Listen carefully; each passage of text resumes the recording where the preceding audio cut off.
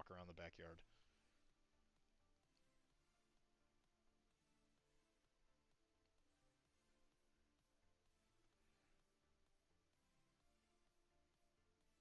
I'm hoping that got clipped. Me and Devin are now adopted by Mike. I am. Oh my God. You. He's like the tank. Yeah, that's right. Okay. Link Stat. Man, what are these names? Link Stat. He had a shock thing. Yeah, I remember that. I do remember that. Kip Killigan. Yep, he's the sneaky guy. Yep, I do remember that. Vasquez. I don't remember that. Pretty sure that's an Aliens reference, but sure. Oh my gosh, they have the names of these things? Oh, I forget the names. Archer. That was his name. He's the leader. That's right. He had the little arm crossbow thing. That's right.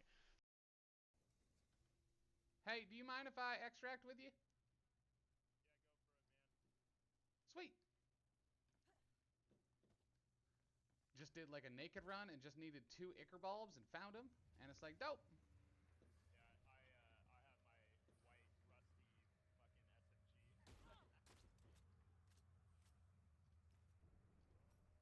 Now I have your white rusty SMG.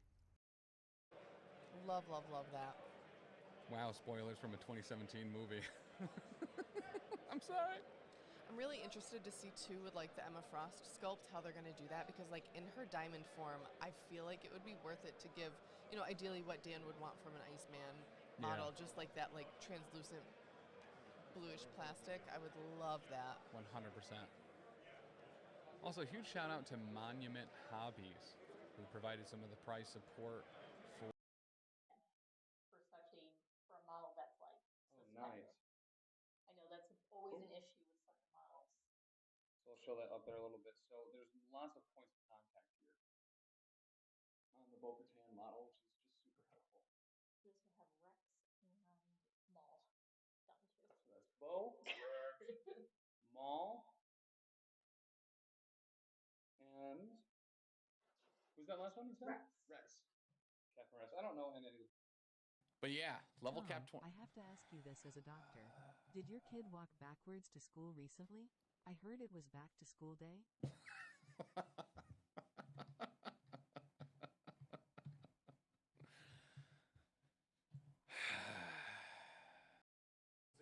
So Dan, out of all the games that we've seen this weekend, what was some of your highlights? In order, alphabetically. Alphabetically. Ben losing. Just kidding. Just kidding.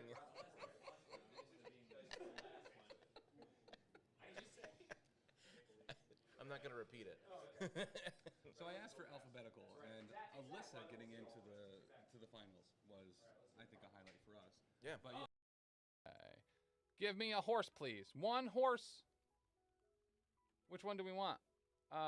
Black Stallion, Chestnut Mare, the Pinto. Let's go with the Black Stallion. That just automatically go into my teach you how to summon this mount. Okay, so now we go to pets, mounts. Whoa, we got this. We've had this whole time. I didn't have to buy a mount. Wow. Hell yeah. Everyone knows I'm dope.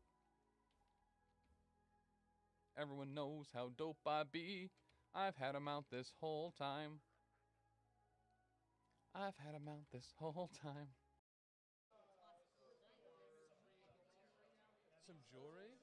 Alright, what else they got?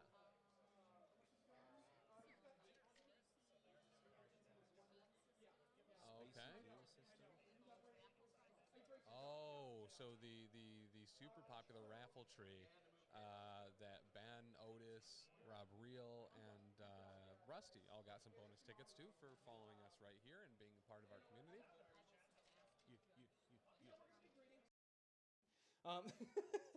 Should have sacrificed onto who? The last turn, when you banged again, I should have sacrificed onto Ghost Rider. Oh, gotcha. Right? Yep. All right, we got to go Star-Lord here. Mm-hmm.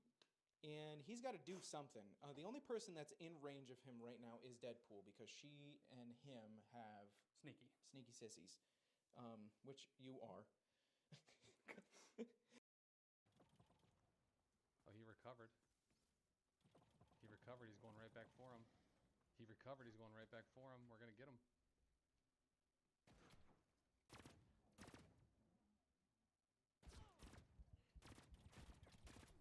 Shit. I mean, shoot. Shoot. Shuckle my butters. Ooh, was that the flechette gun? And a bolt.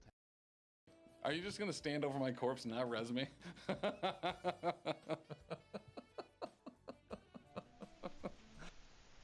Hi, guy. Hi, Rylan.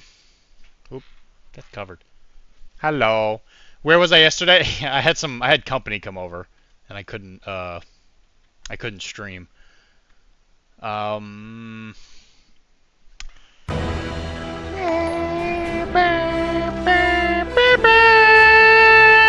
Thank you for the 19 months of resub. giving you nerds money. Thanks, Tizzy. I mean, Tizzy, in a lot of ways, it's the gift that keeps on giving, that's for sure. I guarantee you that the majority of any profits we make off of your sub specifically probably go to Tim's therapy. They go to like a therapy payment. Yeah, that's well, I would almost 100% say that's where the majority of the stream money goes. It goes to a getting Tim the medical help that he needs. Fund.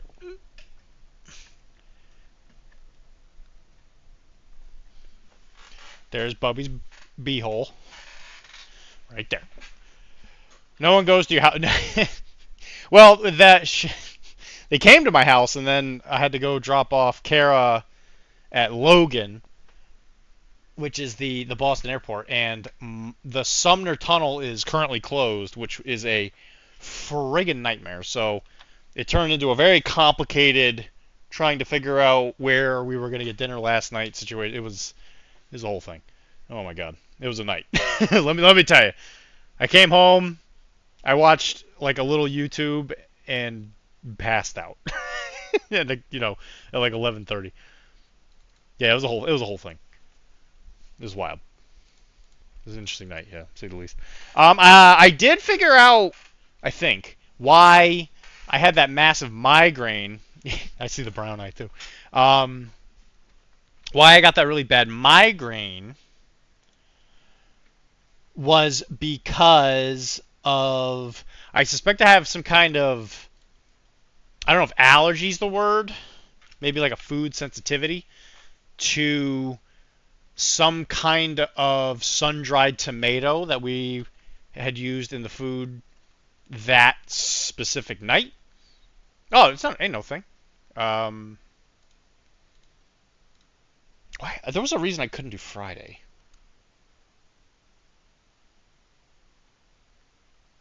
Oh yeah, I couldn't do Friday because nobody else could do Friday that night. Yeah. That's fine. Don't worry about it. Damn, it's fine.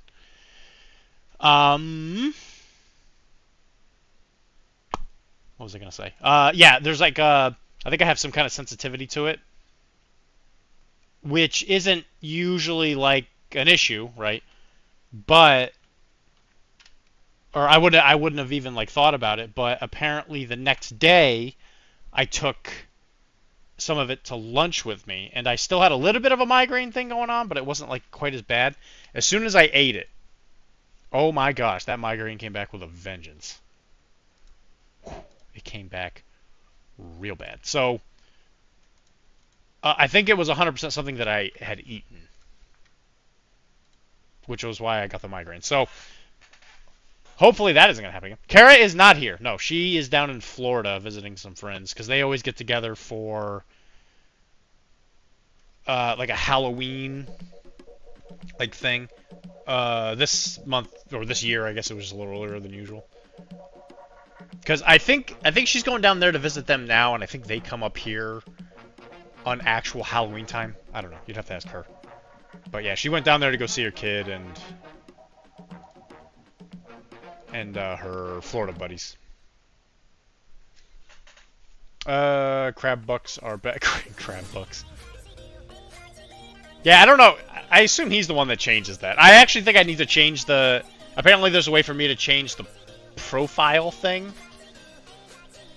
So hopefully I'll be able to figure that out at some point. My general rule of thumb is I try and do one non-work thing a day. And sometimes it's to stream, sometimes it's not. I'm on audio mode because I'm at work until late tonight, bored out of my mind. Hey man, I get that. I've worked those jobs too. Bubby, Dan, no one goes to my house. Yeah. Well, actually, my house is actually a lot more popular than you might think. We play Malifaux here every once in a while. Kara is not here. I am, in fact, unsupervised. Yeah, dude, if Kara's not here, I am so unsupervised. I can do whatever I want. I get to sleep inside today. I don't have to sleep out in the doghouse. We can make get you even more pain. I suppose that's something. It's the exact same thing. Yeah, you guys are so funny. You guys are so funny. But I have not been resting idly. I've actually been really quite busy painting. Let me go get what I painted. I was determined to finish a bunch of Malifaux stuff. Oh, thank you. Somebody gifted subs. I suspect it is what should I bring? I suspect it's Dan, because Dan's a great guy. Oh, somebody else gifted me something else. Thank you. Thank you guys. I really do appreciate it. It helps me more than you could possibly imagine.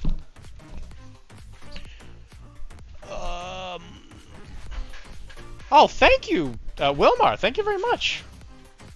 Is that for all the eating paint fund, I guess? Get your Bob Ross palette out. We are having a tasting tonight. Was not I. It's usually you, Dan. Your finest Phthalo Blue. I have 2 Phthalo Blues, actually. As you can see, there's 2 different Phthalo Blues. There is a red and a green one. A red and a green shade Phthalo Blue. Your pick, sir, I suppose. Phthalo Blue. I am not eating paint all night. I'm gonna warn you guys. Looks like paint is back on the menu, boys. So I was trying to finish my Malifaux stuff, and as a proof of concept, I wanted to paint the Devas, Skinny Daves, like shadow monsters, because that's what they are. They're monsters made out of shadow, and this is eventually what they look like. Now, the biggest issue is I painted them, and I used the AK Interactive matte varnish, and it did this. It super frosted it. So I did all this work, and I made like the strings and all that stuff to make it look like they were like coming out of the shadow. It didn't quite come out how I was hoping it. I think it still looks pretty good. So thankfully with this guy, I just have to go back in there and paint all the black again, and the glow effect from his little collar thing. I'm just gonna keep it as it is. It's fine. But yeah, I got to come back in here and paint all of the black again. So thankfully, because it was a stylistic choice, it was actually not that hard to fix. So they all look like this, and then I went back in and repainted all the black. And you might notice that this black is a little different than like some of the other blacks I've used. So like right here's, these guys have black armor, right? As you can see, that black is pretty different. Obviously, I didn't really shade this all that much, or highlight it all that much. This is the black shade thing, the blackest black or whatever, because I figured I would try it for these shadow people, because it was a bit of a gimmick. And I like it. It's actually not that bad. It's a little chunky, I did run it through an airbrush, so it is actually thinnable. So a lot of this stuff that you see here, I salvaged by airbrushing. So it's actually airbrushable stuff. I'm on 9 stream points. Well, congratulations, Dan. And there's a couple of areas here I got to repaint. So it's pretty good to just paint on, and you get like an unreasonable amount. Yeah, you can even see there's like still a little bit of frosting on some of the areas. You can't really see it on the camera, but oh, the duck thing has been going on, hasn't it? But yeah, it's pretty. Man, you guys are on fire today. Thank you for the bits, Dan. Thank you. Yeah, you can see some there, like a little bit of just like frosting. So I just go in there and I cover it up with a little bit of this, and it worked out pretty good. And you get this really black. Kara thought it looked like black velvet. I don't know what black velvet is. I don't think I've ever seen it because I'm a poor person. But yeah. And so I did that, and then I just gave it like a little spritz of a like green gray to make it look like there was just like a light. Thank you very much for the gifted sub, Hinklemeyer. I really appreciate that. I think there have been more gifted subs than there are people watching the channel right now. Gotta go run and impersonate a bowling coach back in a while. See you later, Dan. Hope you have fun, buddy. It's always good to see you.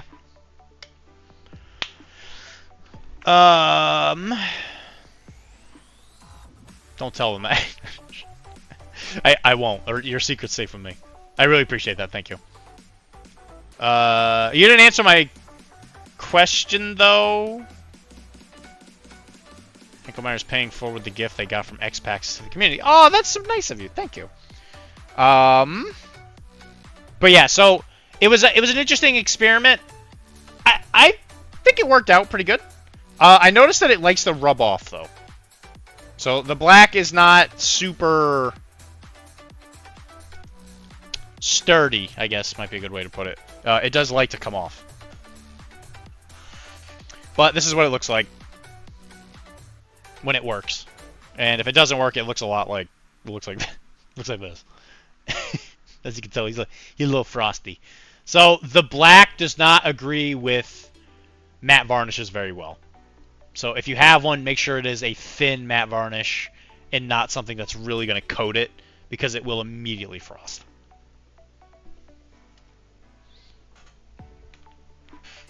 And then the other two Skinny Daves. But I finished all of the shadow monsters other than the one that I had not built yet, which is the Alleywood Echo. And, you know, the base is shiny because I was thinking that they're coming out of, like, liquid shadow or whatever. I thought it was a cool idea. You guys might think it's stupid. It is probably stupid. But they're painted.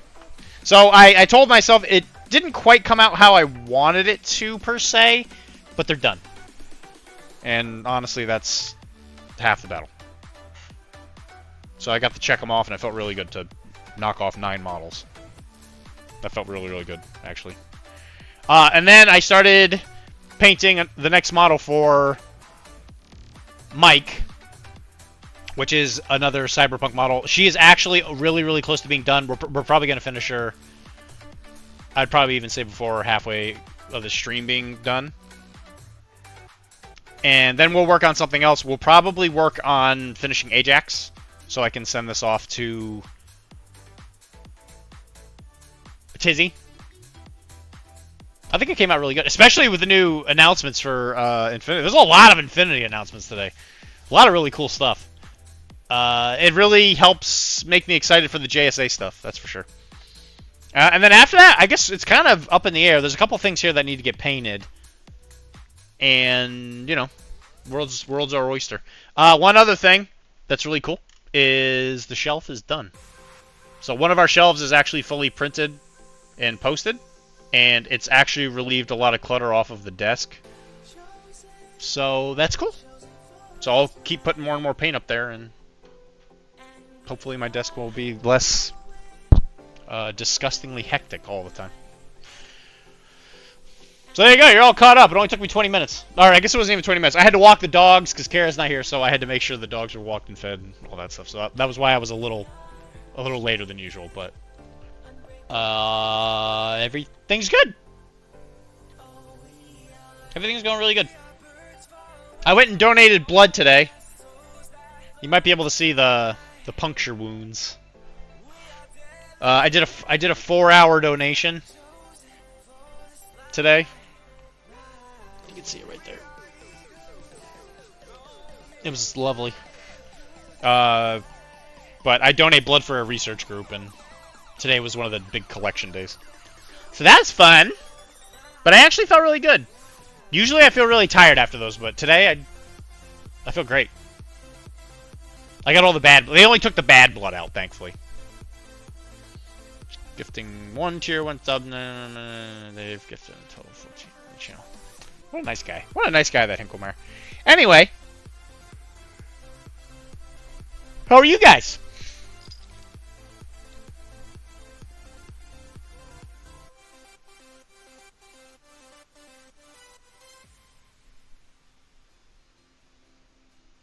And I was thinking that we were going to paint this really cool alien fish backpack thing, and the tied off cloths on the guns, we're going to paint that yellow.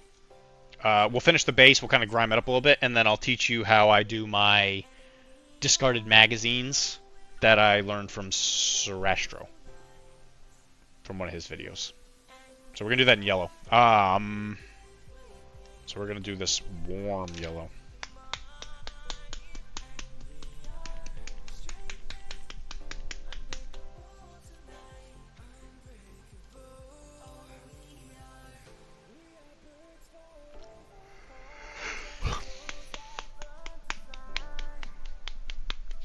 And there's definitely plans for the stream to maybe become something a little bit more on the professional side of professional casual, where I think eventually we're going to start doing gifted sub raffles for models that I paint, so I can send it off to you guys. So that'll probably start once the painting obligations are done, so once after I finish the Shatterpoint stuff I have. What I'll probably do is one of the days that we stream, one of the 2 days, we'll be working on something that we can probably give away. So I'm not leaving you guys in the dark, or in the dust, I should say. I really want to give you guys more stuff, and it gives me more reason to paint, to buy like random models. So that way, even if you're, donating a sub or something like that, the money will immediately go back into the channel, because I'm going to be buying stuff for the stream with the stream money.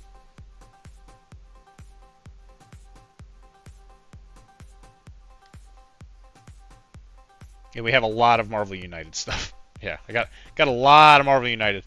So Marvel United's probably going to be entering the rotation at some point, because I need to paint it for the network, because eventually I would like to do a stream for it for Marvel United, because it's such a good game.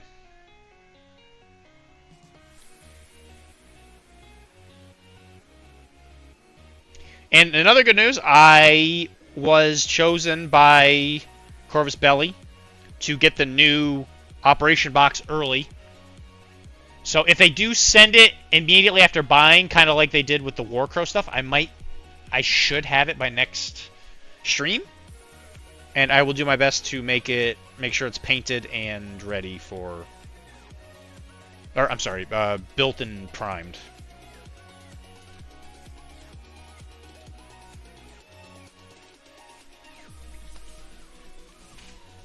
That's quite the info dump on you guys, I'm sorry.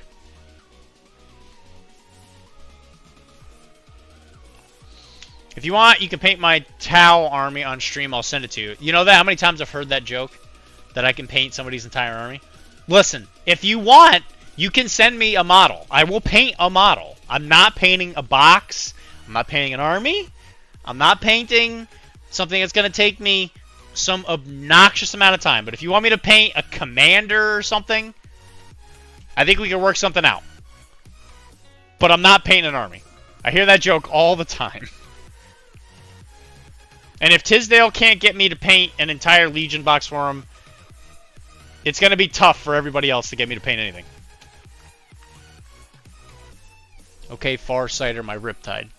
You see, you're hurting. You're not only hurting yourself, you're hurting everybody else, Henkelmeyer. This is your super villain origin story. You're not just hurting yourself, you're hurting everybody. Vintage Masaki. I would paint a vintage Masaki, sure. I'm not doing it for free, mind you. You gotta give me something for it, something for the channel, because if it's gonna take up a channel night, I don't know, like I don't know, pay my usual commission fee, which is like $35 for like a regular size model. And pay for the shipping, please. That's my usual rule. Like for Ernie, most of the stuff I paint for him now, it's all like $35. I think I'm doing the same thing for Mike. I think it's like 35. Like this is $35, and I do way more than $35 worth of stuff. I'll just put it that way. You guys are lucky I like you.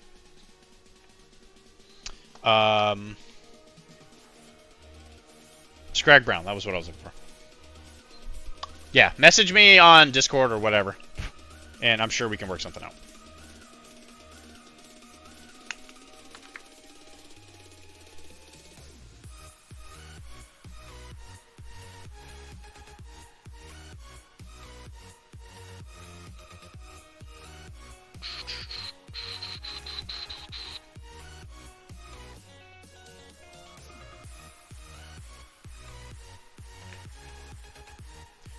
Ernie did put up his Bushido army that I painted, so if anybody is interested in a fully painted Bushido force, it is the entire range for Wolf. I never received anything for the Discord. I could put up the... Well, just message me. Message me on Discord. It's just Dr.D. Here's the channel, though.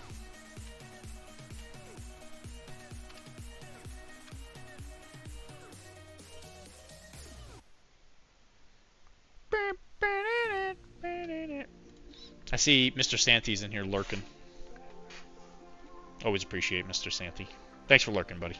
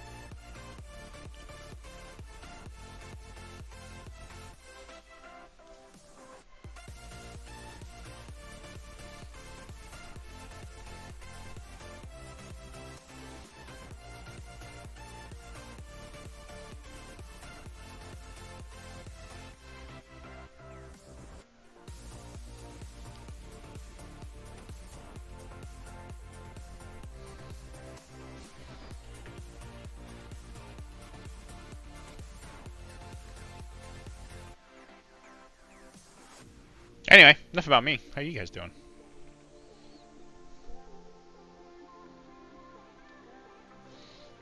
I'm hoping everybody here is excited for N5. I know I've been feeling a certain level of hype for it.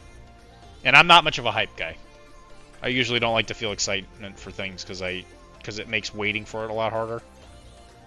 Usually I'm just like, don't even tell me about it until it comes out, but New Edition of Infinity's got me away. That got me in a certain way, that's for sure.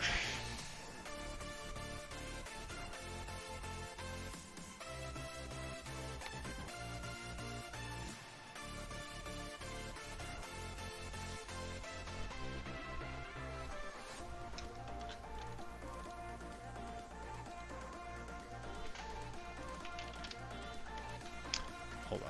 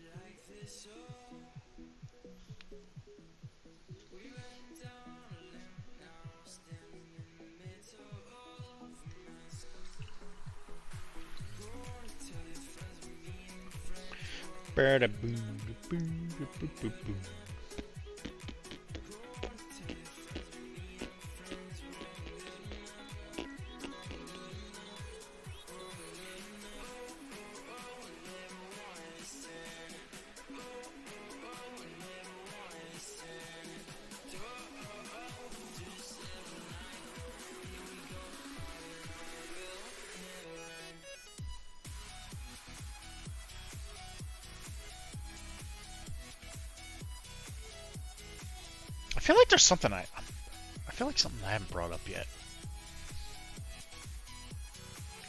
Like there's another thing I did or something where I was like, I gotta make sure I bring this up in stream.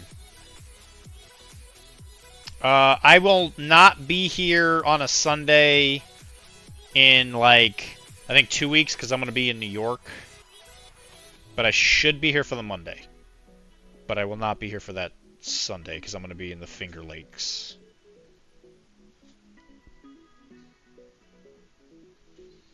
Because some friends up here are having like a little geekend.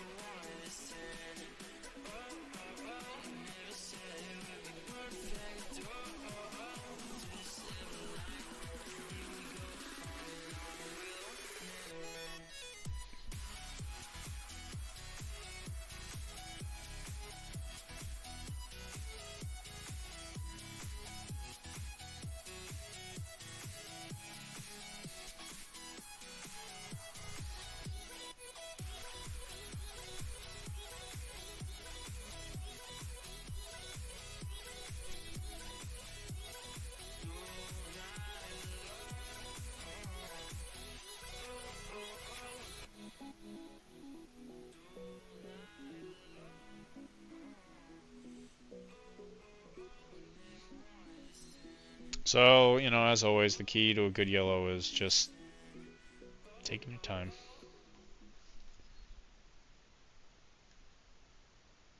Oh, yeah, I also think I sort of finished that chibi that you guys had asked me to paint at the end of last session or whatever. I did paint him. He's a little fierce. I did non-metal metallic on the weapon, too. I think it actually came out pretty good. I'm getting better at it, slowly but surely. He's an angry little corgi warrior. I gotta do some basing for it, and that one's done.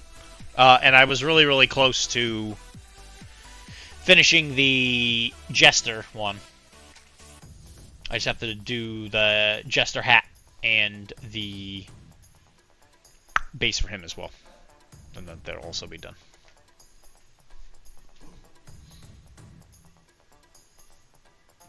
I've been a painting boy!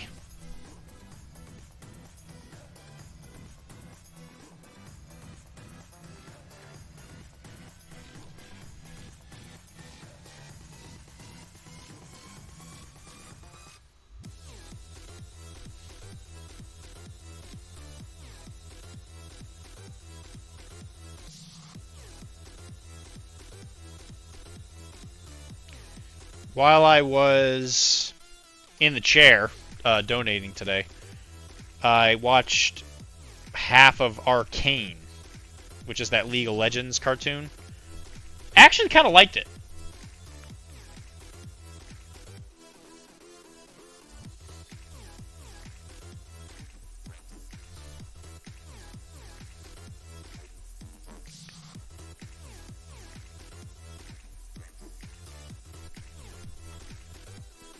I don't know if I'd ever play League of Legends, but I thought a lot of the character... I thought... It is actually... It's shockingly good. In the chair donating, that's what I call pooping. That's weird. Why would you donate that?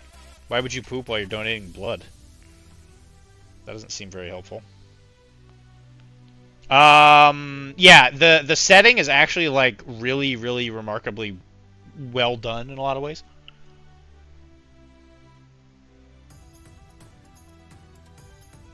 The character designs are obviously really, really good. Like, you could tell who a playable character is in League of Legends. Like I have no idea who's playable, but like you can definitely tell. Like I knew about Jinx just because like you see stuff about her all the time. Like she's one of those like characters you see cosplayed all the time. So you know I was at least vaguely aware of her. I was sort of aware of V, just because they're related. But none of the other characters I have any idea. So like you can tell who the playable characters are in the game. Like the officer chick. It's not Cindy. I can't remember her name, but that show is amazing, and I've never played or wanted to play. Yeah, I was kind of curious about it. Like playing it just because I thought the character design and all that. I was like, I wonder how, like the personalities of the characters are kind of pulled into the game, which I'm assuming is one of the purposes of the show is to get people to play the game, right, and to buy skins and all that stuff. But I was kind of curious. I was like, you know, maybe I don't know, maybe I'll give it a shot just to kind of see how the game plays. It's not my MOBA of choice. Like I like Smite personally, and I don't even play that very much. The game is full of... Yeah, okay. Well, it's been around forever, right? I mean, I certainly would hope so. They're all playable characters. You only... It's terrifying. The show is amazing, and I've never played or wanted to play the game. You only should play League of One. You have Tome and No Friends or 2. Oh, as in those are like options. I'm sorry. You have Tome and No Friends, or you have friends and you don't like them. They're all playable characters. The game is full of lore. What are you nerds doing? It's Kara. She's here. My Pasha's okay. There's been a couple things I've painted, Kara, since you've been gone, where I've definitely been hunched over. Yeah, it was bad. Because I had to specifically get my face into something.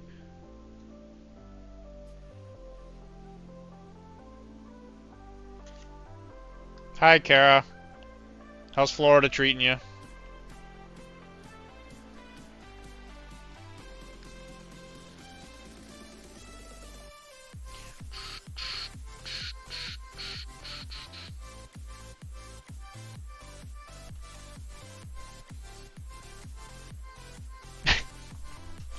Alright, fine. There, my posture. Is it good?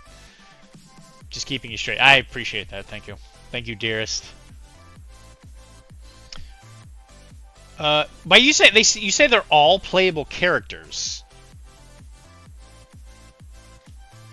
Like, I mean, you can clearly tell. Like, the characters that are playable are like design-wise, they're just like way different. But like, are all of the council members playable?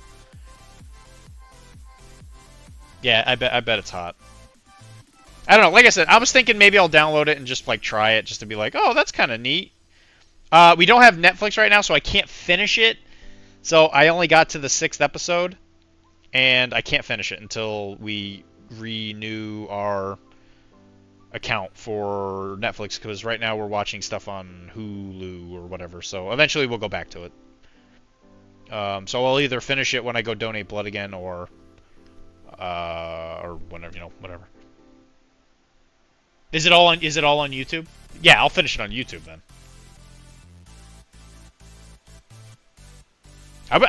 Really an entire Netflix show is on YouTube. The episodes can. Oh, are they really? Okay. Well, gee, I'll go do that then. Yeah, I mean, obviously, the art style of it's really, really good. I loved Blue-Eyed Samurai, which I'm pretty sure is the same animation studio. Also fantastic. I thought it was really, really good. And honestly, I had completely forgotten that Arcane was a thing until I had watched Blue-Eyed Samurai, and I was like, oh, this is the same company that made that. And then it has kind of been floating around in the back of my head. And I was like, I really should watch Arcane. Just because I hear it's really, really good. It's got that kind of like steampunky Malifaux setting type thing. It's not quite as dark, but it also is, you know. Yeah, Blue-Eyed Samurai is really good. I really enjoyed it for what it was. It was a total guilty pleasure. It's not. I don't think it's as good as Arcane, but it's fun. It's got that like. It's like Samurai Champloo, right? Where it's like Samurai Champloo. It's like not very. It's not like a great anime, but it's fun in a lot of ways, and that's okay. It doesn't have to be like narratively changing the landscape by any means. It's just a good story. But I really enjoyed it. I thought it was good. A couple of the episodes in Blue-Eyed Samurai are like contenders for like some of the best episodes I've ever seen. Did you watch the D&D show on Amazon? No, I have not. Not yeah. I mean, who knows, right? Right now, we're trying to finish or rewatch. In Kara's case, we're rewatching Only Murders in the Building. I mean, there's so many good shows out there. I just don't have enough time to watch them all. I mean, it'll get watched eventually. It's just a matter of like when. Because we're trying to finish Only Murders in the Building. Because another season of it is coming out. I had never seen it at all, so we started from the beginning, and I never, since I never watched it. We're watching 4 seasons of a show takes time, and we can only watch an episode when I'm home, and when we're eating dinner or like breakfast or lunch or whatever on the weekend. So it's kind of tough sometimes, but we usually watch at least like an episode or 2 a week. Right, everything is like trying to watch One Piece. Yeah, dude, bro, yeah. One Piece is legendary, that's for sure. Legend of Vox Machina is so good. Okay, let me look that up.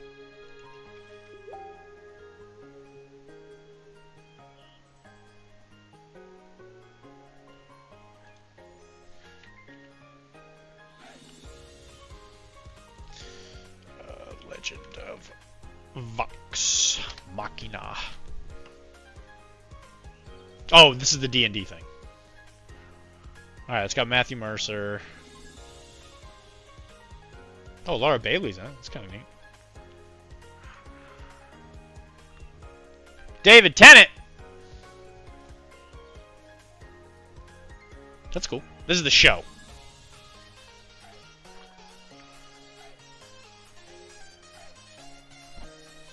Okay, this is the Critical Role cartoon. Okay. Yeah, right. That's why Mercer's in it. That makes sense. My buddy Tim, who's not the Tim of the network, but a different Tim. He lives in Las Vegas, in Hollywood area, and he met Matthew Mercer at like a concert or something. Nope, not it's not Tam. It's Tim. Dr.D did a blood donation, always doing his part to help science. Yeah, I'm trying my best. Eventually, we will beat sciatica. 1 blood donation at a time.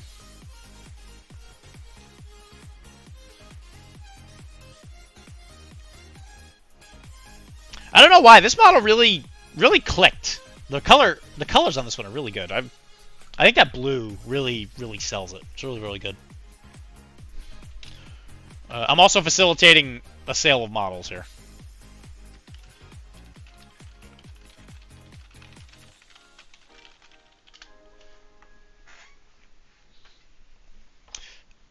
Enjoy the stream. Bedtime. Up at 3 a.m. Have a lovely night, Hinklemeyer. Thank you again for that gifted sub, buddy. Privilege is always to get to hang out with you, buddy. Hope you sleep well. There's a Kickstarter that raised so much money in such a quick time that Amazon picked it up. Oh, that's excellent. Good for them.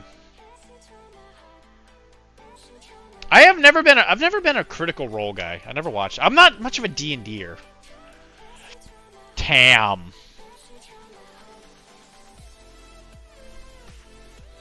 I mean, they're fine. I don't like dislike them. It's just something I've never really watched.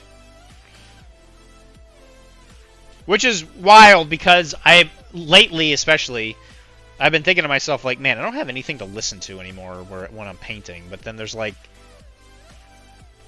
an absolute, bird feeder of content on the internet that I could just watch. I really do need to watch some. I especially need to at least watch the professional casual ones,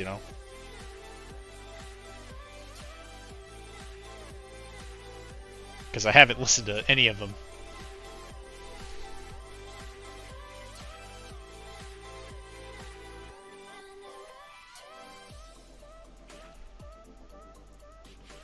But I'm in the new one.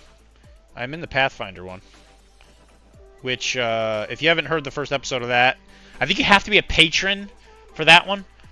We we had a really good time. It was actually legitimately really it was really fun. It's a really good group. We all melded really well. It's definitely something that I think it's worth being a patron for. If you do sign, thankfully you get it at my level too. So if you're a digital nomad, you help me out specifically, and you also get access to that specific RPG. So if you're curious, and you can't catch it live, which it should be live this Friday, we'll be doing the second episode. The first one was kind of like a couple of the demos, because we're doing the playtest stuff. Which is the second edition of it. So if you feel like you've missed anything, you wouldn't have missed anything from this, because it's going to be like on its own. So like we're like sort of starting it tomorrow, or not tomorrow, this Friday. But we've played it before with the characters. Brandon and I are playing Malifaux tomorrow. That's awesome. What are you guys going to play? Is he going to play Parker, I think is what he's been talking about?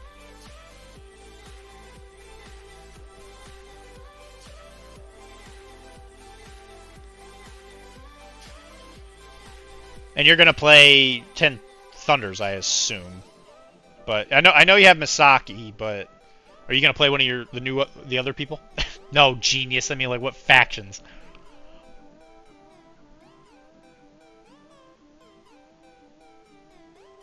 So he's playing Outcast, I know that. Barker, he's playing Barker, that's right. Yeah. He's the summoner, the guild guard guy. The commander. You're playing Tiri, okay. So you're playing Outcast Tiri? Although I guess with the way both of us in a lot of ways, our model our model collections are, it doesn't really matter which version of Tiri you play, because it's not like you have any of the versatiles. I don't have them either. So if I played Tiri, it would be teal, just because that's what I have access to, because I don't own Outcast.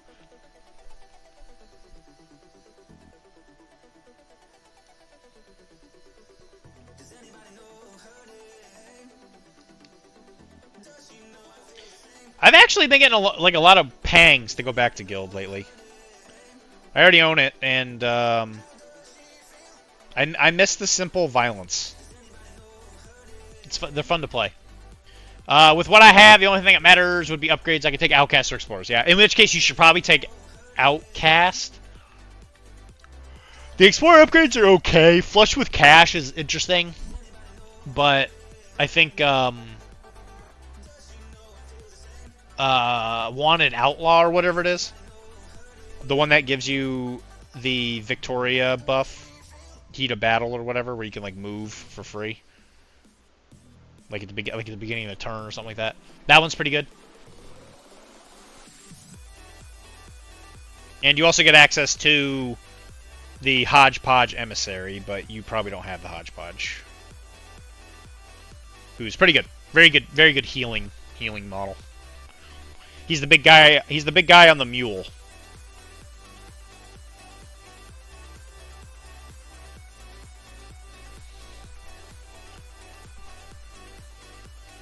You know, we play super unoptimized, so if you're playing just in keyword, it really doesn't matter.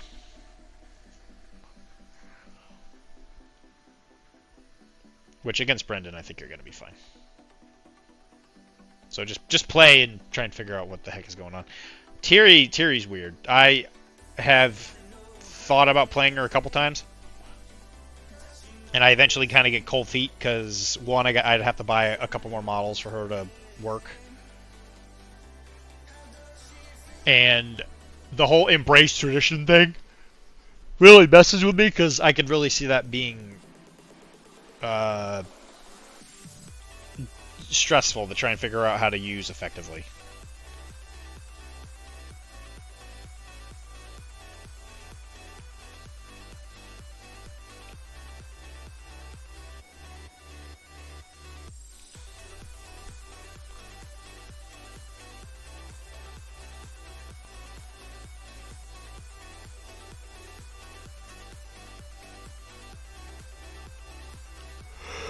What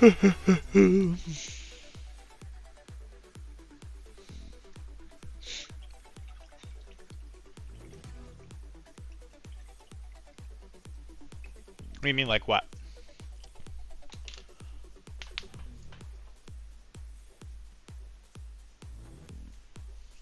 I'm saying that you guys, like you guys aren't playing at like such a level where, oh, you mean like what do I need to bring? Well, I like First Light or whatever it is, the giraffe. I think the giraffe's really good. I don't have Iron Matron. Iron Matron's really good. I was talking to some other people. I don't think the slipstreamers are really worth it. At least not yet. I just don't. They're fast, but I don't know. I'm not like super impressed with them. I think the Awu warriors are pretty good. She was a pain to assemble. First Light, that is. Yeah, I know you told me. Yeah, some of their models are crazy. The ones that have like things hanging in negative spaces. Because you said like the actual canvas thing above her was like not actually attached to anything. Vernon and Wells was the same way. I mean, slipstreams look really cool. They look super awesome. Treasure Planet, absolutely love that movie. It's a great movie. But the rules are, they're okay.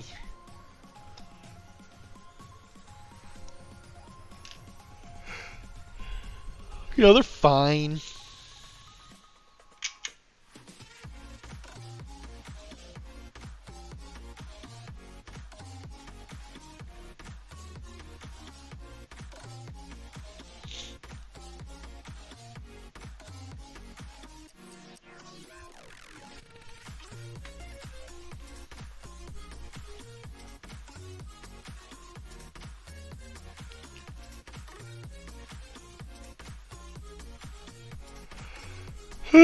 Yeah. So we're gonna give him a big old green eyeball.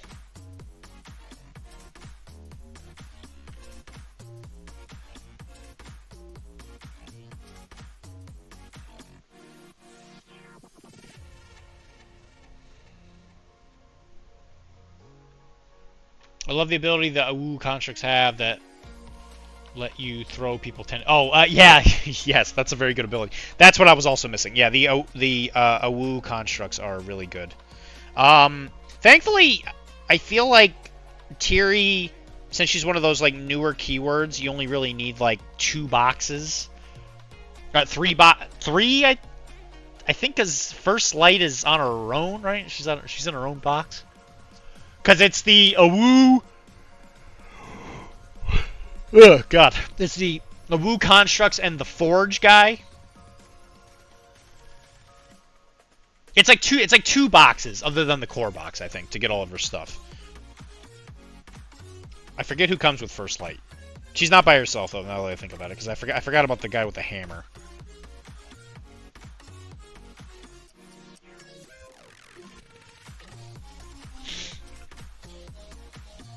Yeah, okay, she's the one that comes with the constructs, okay. And so the Iron Matron comes with the Forge Master, I think his name is. Yeah, Parson comes with Mass, yeah. Yeah, Iron Matron's great. I think Parson looks pretty good. The Iron Matron apparently was like turbo busted for a while. So I know her card got changed, so just make sure you look at the app. She definitely got eroded. Because apparently she was like... apparently there's some combo on her card that was like way too good. But I hear she's still really, really good.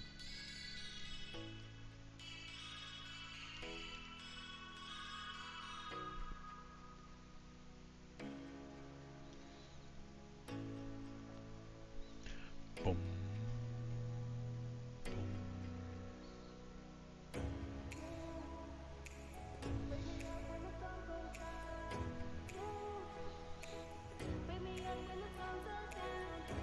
Yeah, I'll get to Tiri eventually. Right now I'm just playing crazy. I'm just playing Ivan. If I haven't already played, I don't think I've played 10 games with him yet. I must be at like 6 or 7. I'm getting close.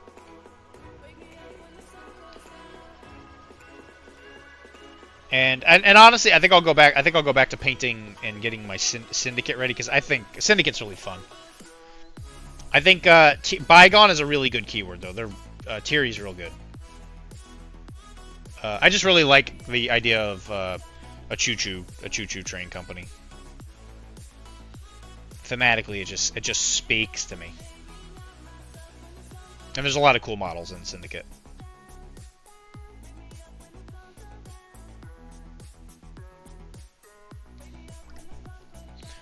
I really wanted to like Yedza. I think Yedza is also really, really good. I just don't have a functioning human brain that can make it work. Like, I guess I miss what the point is. I feel like Malifaux Child would be good to have just to spam Earthquake. I could see that. I think you would need some pretty good cards, though, because I think the kid uses this really bad stat at it, I think.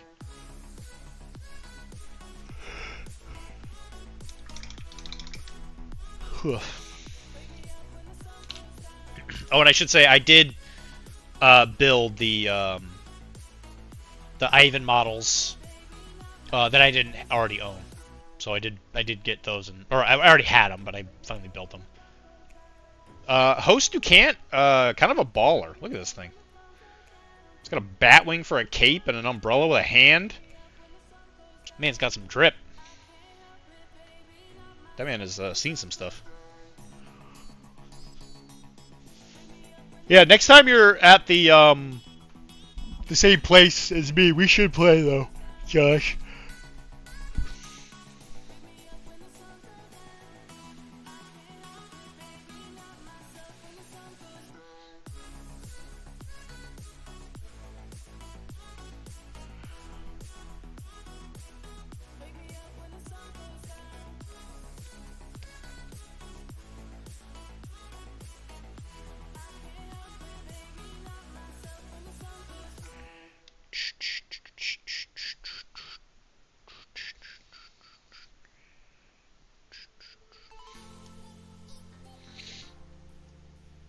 Oh, Ouroboros, yeah, it's really cool. I like how when you kill it, it's a lizard, so its tail just falls off.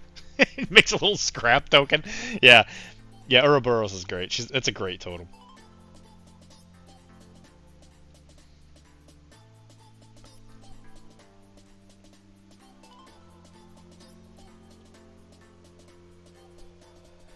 I'm glad you get to play a game though, Josh. That's really cool.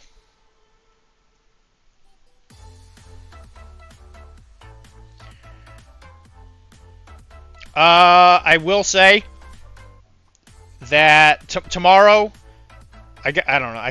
I'll make it super official tomorrow. There is going to be a Malifaux event on November 3rd or something like that. It's whatever that Saturday is, and it's going to be Halloween themed. So you should wear a Halloween costume because it will be after Halloween. And I think one of the prizes should be whoever has the best Halloween outfit. Greetings, creatures. Hello, Mr. Birdteeth. I feel like it's been a long time since I've seen you, man. Yeah, it'll be at Webway. It should be it should be whatever that Saturday is.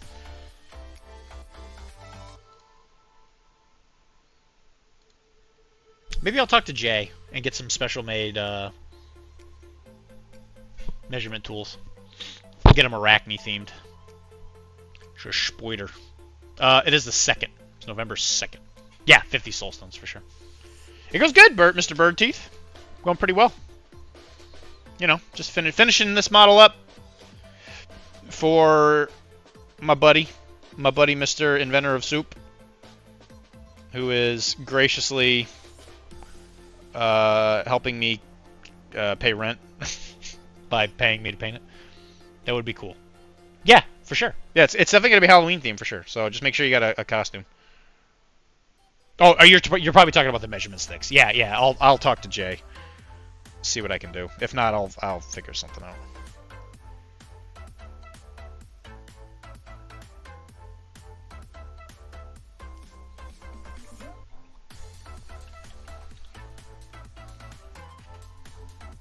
How about you, Mr. Birdteeth? What have you been up to?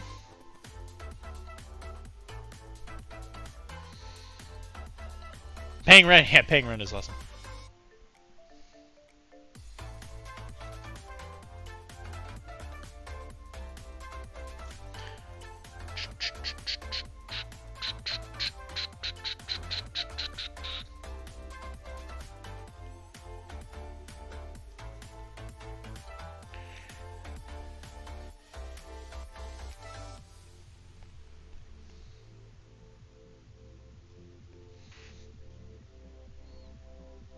Currently assembling Endin riggers before getting back to painting some Ruffians of Disorder. Endin riggers. Oh, that's AOS, isn't it? Those are the guys with the blimps? Right? Those are the dwarves?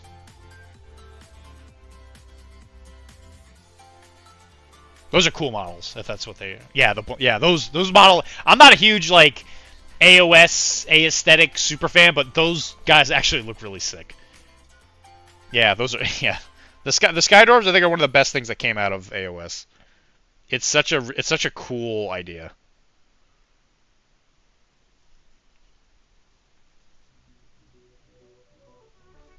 I think it'll be cool when they actually finally make the goblin pirates that they've alluded to a bunch of times. Yeah, they're like steampunk dwarf Zeppelin riders, and they live in the sky because they were dwarves that gave up on living in mountains. It was a pretty cool idea. Ruffians of Disorder. I don't know what that is, though.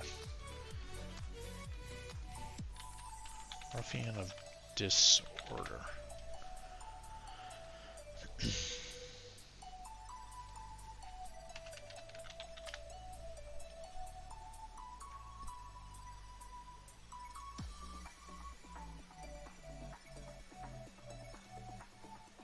Yeah, I don't know what a Ruffian of Disorder is. That one I don't know.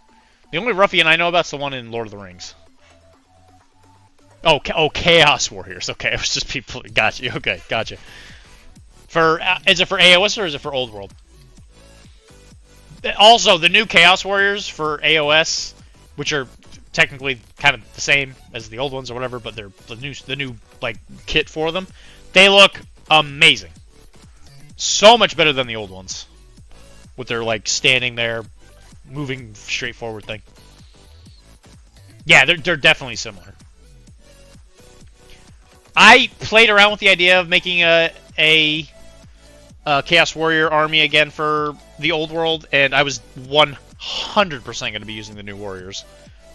But thankfully I managed to control myself.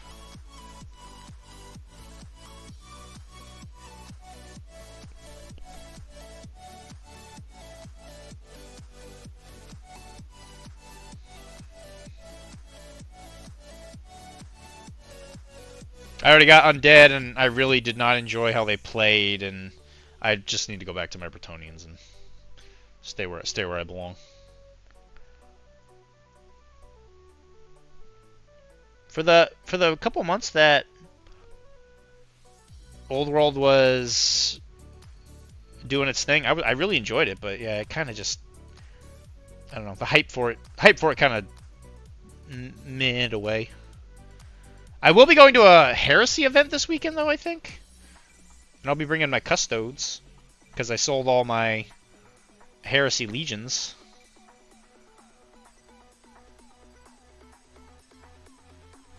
And that's another one of those armies where I could see myself getting tempted back into it, but I don't know.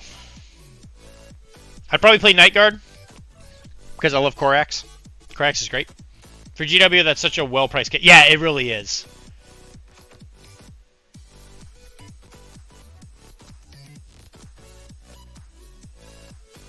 Yeah, it was that kind of perfect in-between of it's a heavy infantry type model, but it's also like the mainstay of the army. And so like the price per point was just like, it was like just like the perfect mix. Well balanced as all things should be. Okay, I think she's, for the most part, I think she's done. I gotta finish up the base and then I'll varnish her, and after that, then we can do the base. With all the extra stuff that you... Actually, I guess I'll put that on there before I varnish. I guess we're going to do all of it.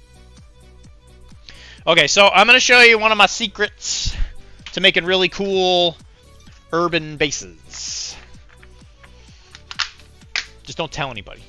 There's only 7 of you here, so if anybody out there... If I ever actually see anybody out there with this, I'm going to know it was you.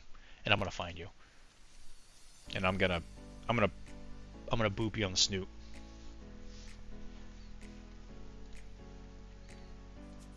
I need to play my anthems right now.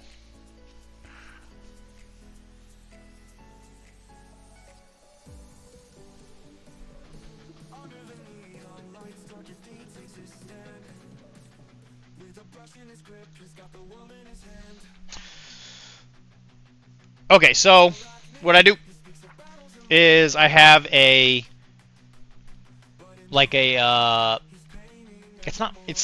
it's paper, but it's like that slightly thicker paper. It's not like plasticard, but it's like that thicker paper you can get at like Staples.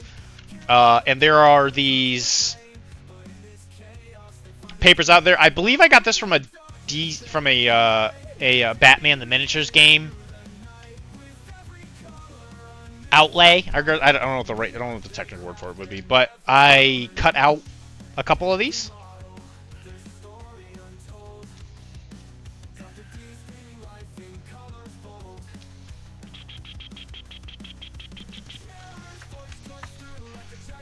I actually could not find that sheet, and Kara like accidentally threw it at me or something right before she left. So I was like, I've been looking for that forever.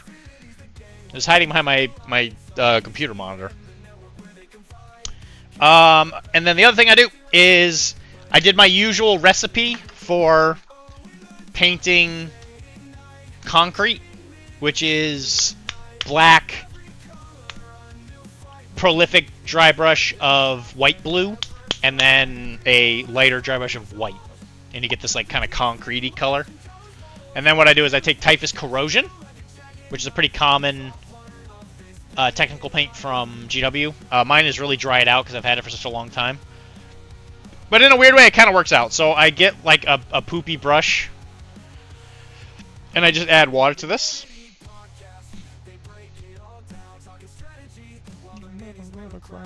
And you'll get this kind of like brown gunk.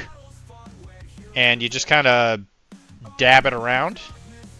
So when you do it, you got to make sure you dab. Boo. Boo this man.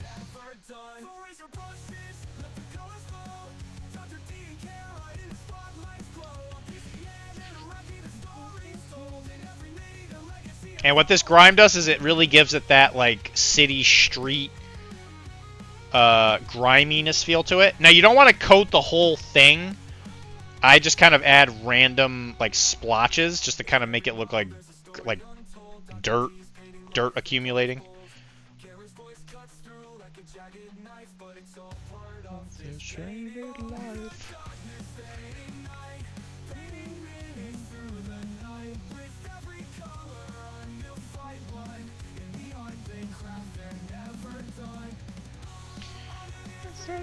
Podcast.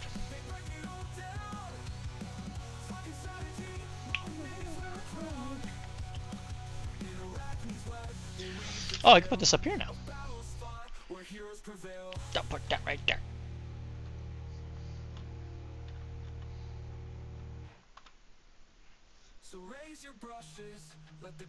Still figuring out when I'm gonna go up there. Okay, so you take the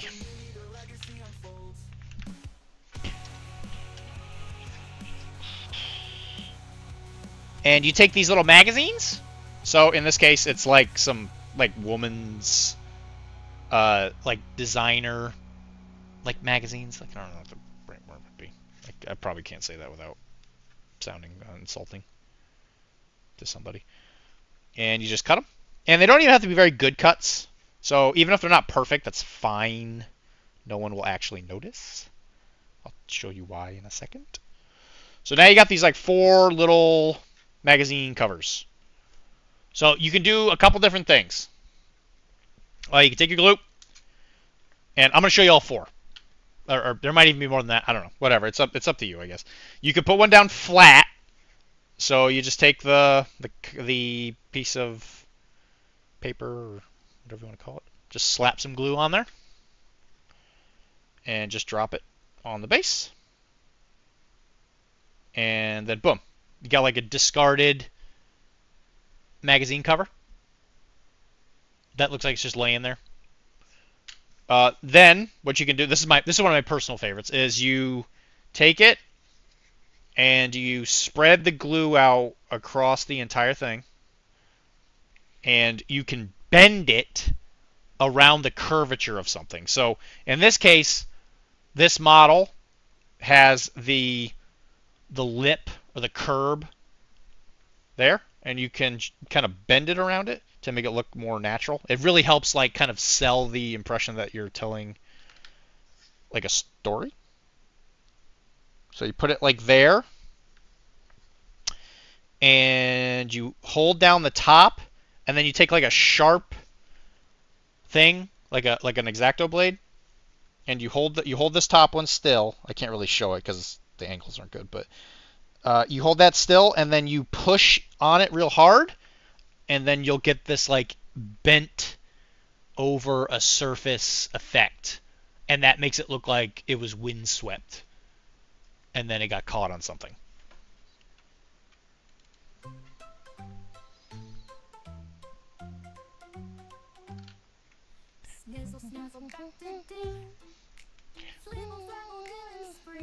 Next, what you do is you can take the magazine and you can bend it in half.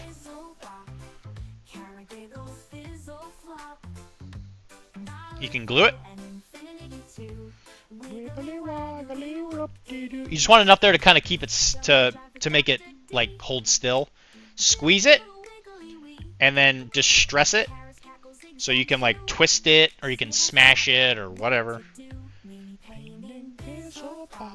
And then you get this like wind-swept looking magazine. Whichever end of it you would like to be touching the base.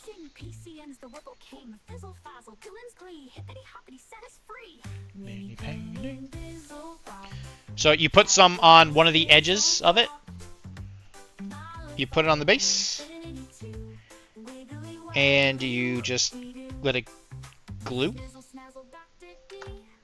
And you can hit it with a little bit of like zip kicker to help. But then when you do that, you'll get this magazine that's like in the middle of being blown.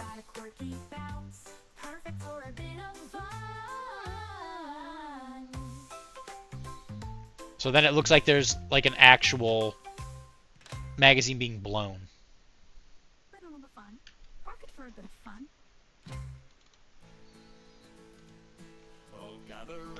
And then last, this is the one you want to be the most careful with, I think.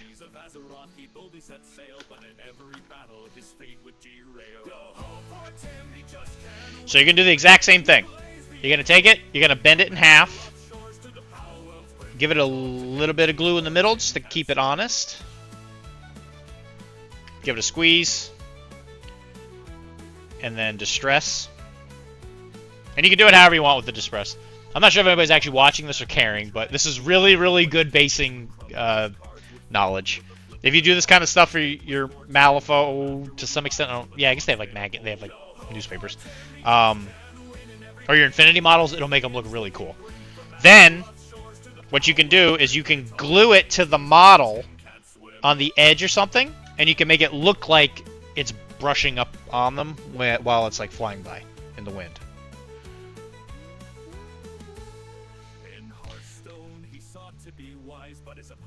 If you do this, make sure it's in a place that your finger... we're getting the Deepboard magazine arts. Yeah, well, it's good. Make sure you put it in a place that your fingers are not going to be touching a lot, because these things will plink right off. So when you look at the composition of this model, people are going to pick it up like this. They're going to pick it up by the Uzis. So you can pretty safely know that the fingers will probably not really get down by the pants very much. So put that there. I am going to zip kick it a little bit just to keep it from wiggling while I'm doing stuff with her.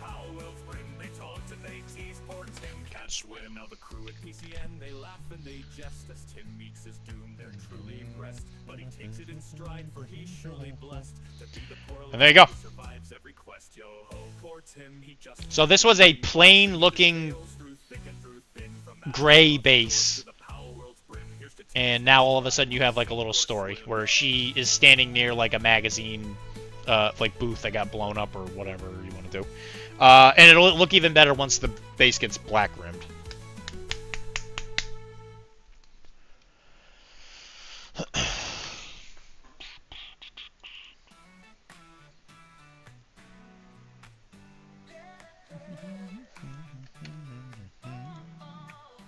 Hey, what's that sound coming down the stream? It's Dr.D with his paints and his dreams. He's got his brush laying down those hues. Colors laughing, teasing, and dropping clues. So then again, I just take like a bad brush, get some black paint.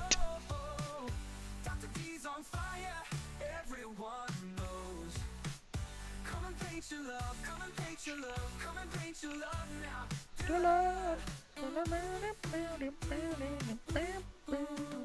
Cause in the back, with a sly little grin, throwing playful shade, but he's still all in.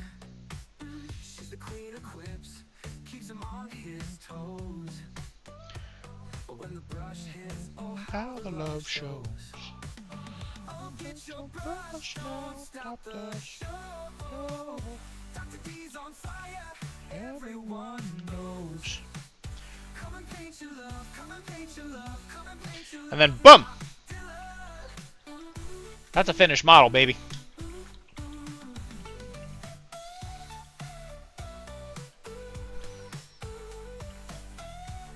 And that black rim just really frames the model so that you know where and when the edge of the model stops. And there you go. That's a finished model. Alright, we should do a whip it out. So guys, if you have something you're working on and you want to show it off and have us talk about it, do the whip it out session. Here is... Oop, I already got something in there.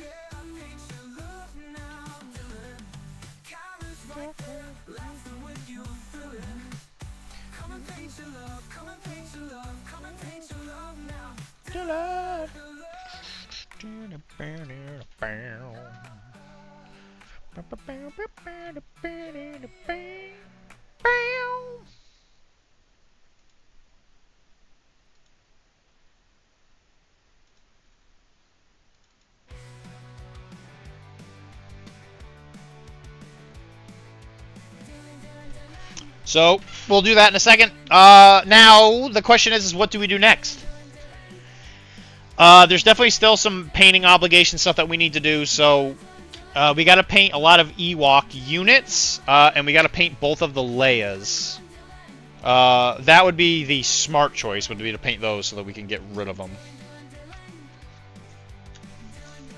But the fun answers would be something else.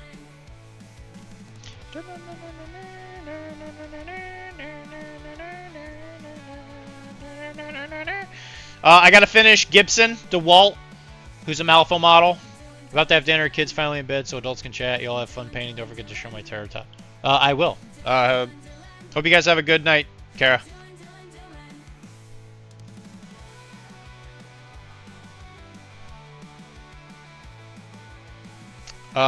Where is the other Leia?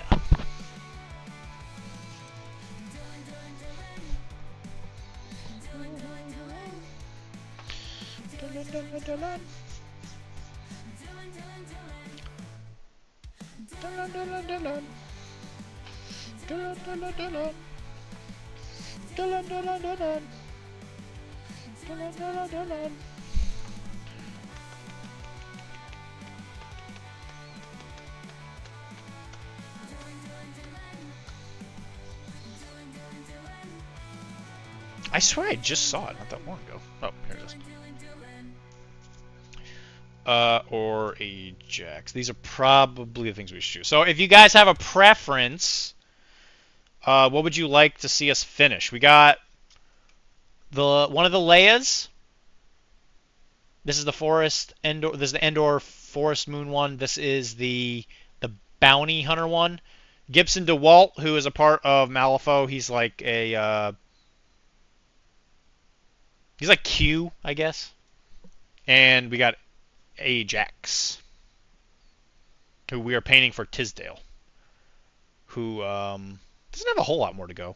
It's mostly just little things like the leather, some of the metal, whatever the heck this base thing is, which I might just do super dirty. I won't even do that very fancy.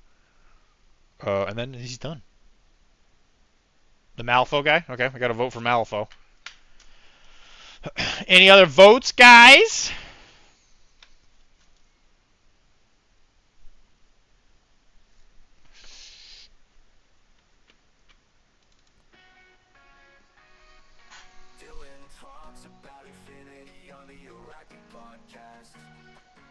It's a good choice. It's a really good model. There's also Eva, who's the other person in Malifaux that I paint. You want to see more Malifaux? Okay, that's 2 for that. Okay, let's do that then. And then the other choice, I guess, is I could finish this Hopeful Prospect, who's just been like sitting here staring at me. But he's not a part of the Val, so we should probably finish that first. So Gibson it is.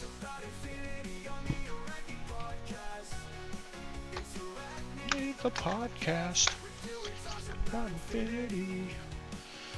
Sometimes when you listen with me on the Arachne podcast. On the Arachne podcast. Podcast about infinity. Sometimes when you listen with me. But as long as you don't paint, it stays hopeful. That's true. That's fair. That's a very good point.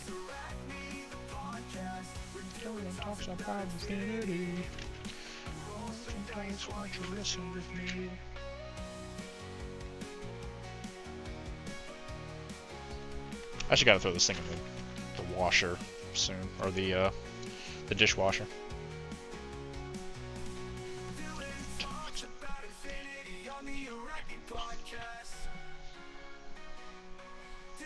Talks about infinity on the Arachne podcast. Arachne the podcast. About infinity. Sometimes when you listen with me. But as long as you don't paint it. Honestly, he wouldn't even take that long. He's like one color. Alright, so let's do some whip it out.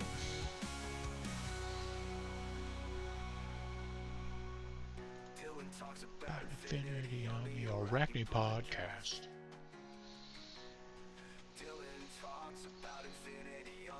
Arachne podcast. The podcast.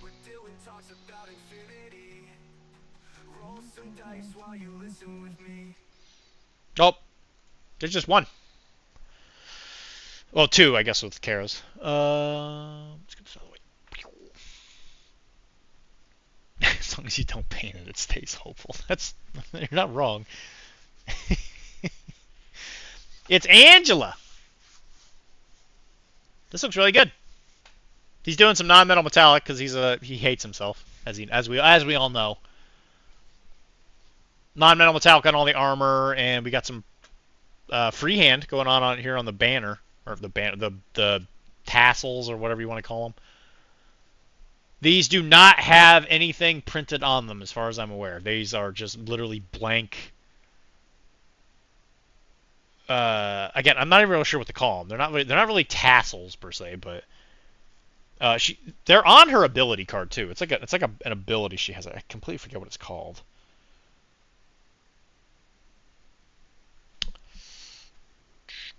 Roll some dice, man, listen with me. Take a better ready on the Ready podcast.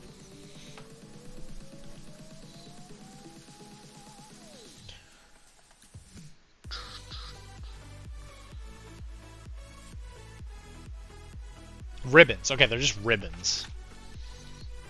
But yeah, this looks really good. I'm a fan.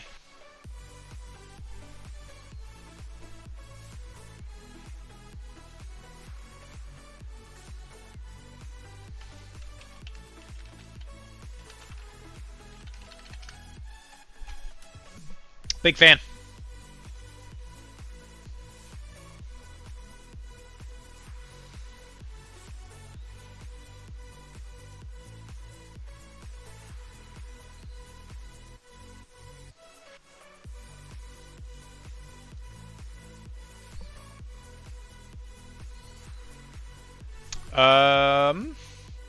Okay, well, that was easy. And then Kara's model is this Terror Tot that she's been working on, which is also Malifaux. She's been having I don't know what the right word would be. She's been having a kind of a butt of a time figuring out how she wants this purple to look. So she started off really dark. Started off like this. And she makes it a little bit brighter every time she sits down with him, and I think she said she was fairly happy with this. And then she did a like purple metallic thing on the blades. And then she did like the turquoise for the wings and their loincloths. And I think this model's done. Yeah, I think she's told me to do the base on this. Although I admit I don't remember. That was a long time ago. That was literally like 2 days ago. Lord knows what I can remember.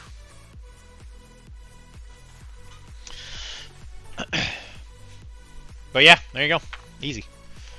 Easy peasy. Make sure I didn't miss any work texts.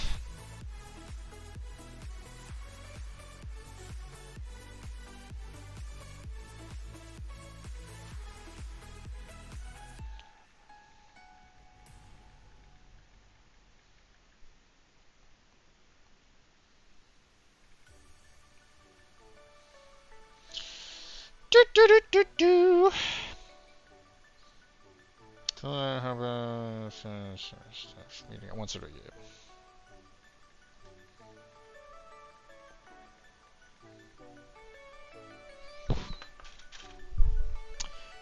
Alrighty. Sure, varnish that. Okay, so Mr. Gibson is a... I'm not even sure African American is the word. He is dark skinned. It's the foggy mists of Thursday. Yeah, gosh, who knows what happened back then, dude. It might have been Saturday. I don't remember. He is a man of African descent. He has very dark skin. Because I don't know if he's American. I actually don't know that. I don't know if he's American or not. But I gave him a blue suit because I think blue suits are cool. And I think I'm going to give him a brown coat because blue in the wearing a suit world is tied with brown and blue are usually the colors you want to tie together. So that's what we're going to do. And I think I really want to go for a... I don't know. Do you think it should be like a leather coat, or should it be just like a brown felt coat? I guess we'll just kind of go with it and see how it goes. So we're just gonna paint it Rhinox hide. I'm gonna mix a little black in there, just to really spice it up. A little so spicy.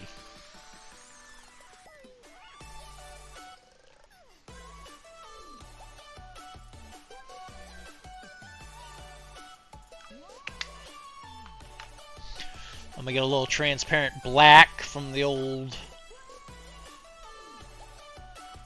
magic wall of colors up here, which I gotta work on because it's gonna rain paint pots.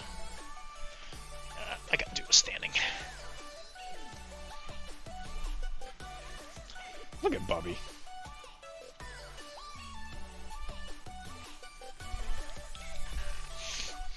Bubby's sleeping in 2 beds.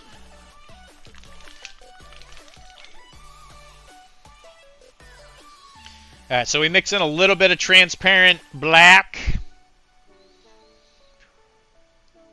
Just to give it a little bit of that dark hue, but we don't necessarily want to overpower it, which is what these Monument Hobby transparents are really, really good for. They're very, very good for like tinting as well. So if you're ever thinking of adding a color to something, but not quite like making it that color, you could do a lot worse. Sleeping in 2 beds is some Kang shit. Yeah, that's Bubby. He's a Kang. He knows it.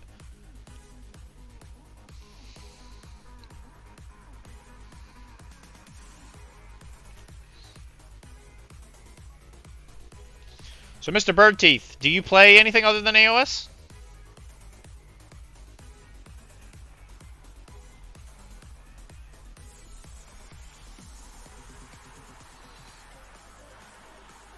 Because I thought I saw you in the Old World channel, or am I imagining that?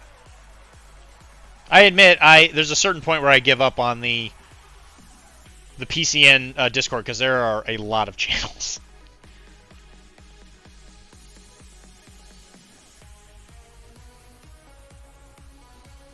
And not a lot of people talk in mine, so I'm kind of just like, not all that concerned. Right now, I'm playing AOS and Blood Bowl. Good choice. I only got into War Games about 6 or 7 months ago. I do love seeing the Old World matches and models. Okay, I was gonna say I thought I saw you in there at some point. I think Blood Bowl is a fantastic choice. I think it's one of GW's best products currently.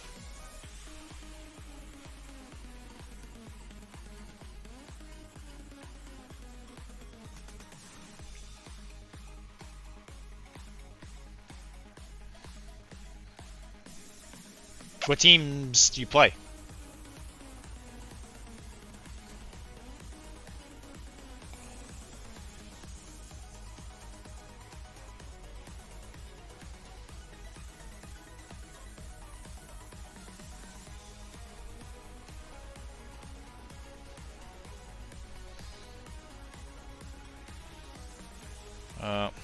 Looks like you can see his white shirt.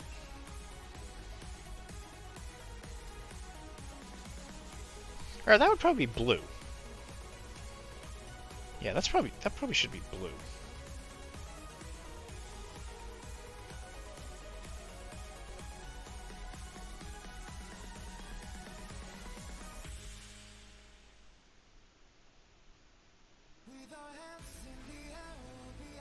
Although I guess technically we can paint it whatever we want. I want to paint it white. It'll be a lot easier.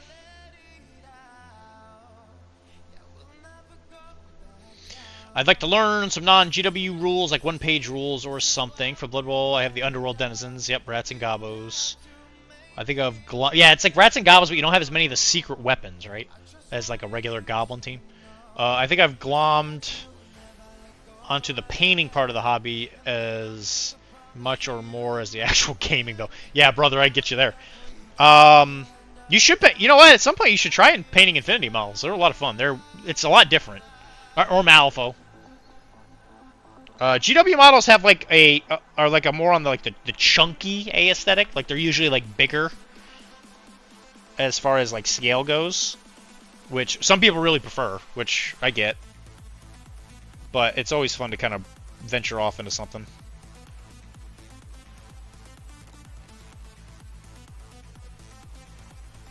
It's always fun to try something new.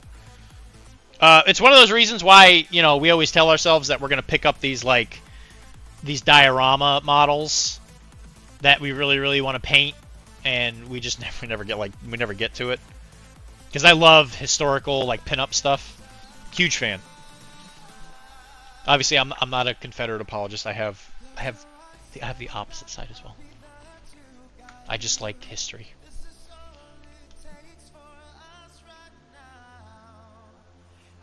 Just in case anybody was going to say anything.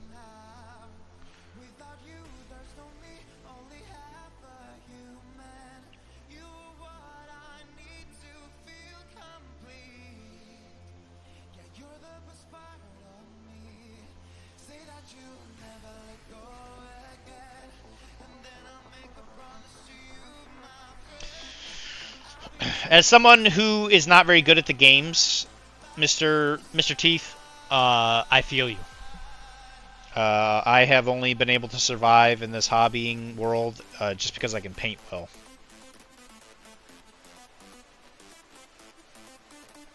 Because Lord knows I can't win the games.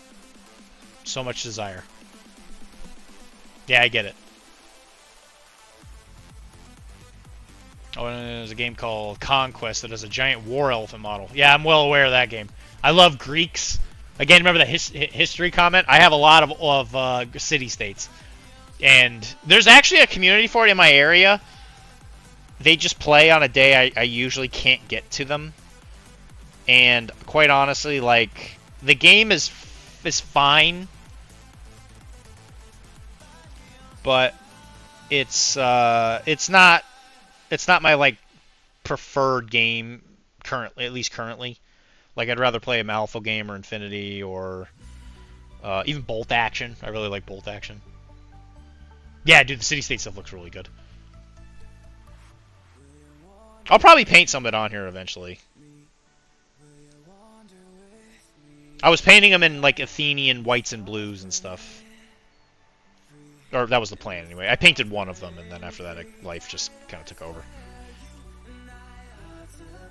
That's one of those games where I would like have the army for it, and I would really just like to kind of look at it, but I don't know if I'd ever play it. The other one is Mythic Earth, which is like all Native American tribes.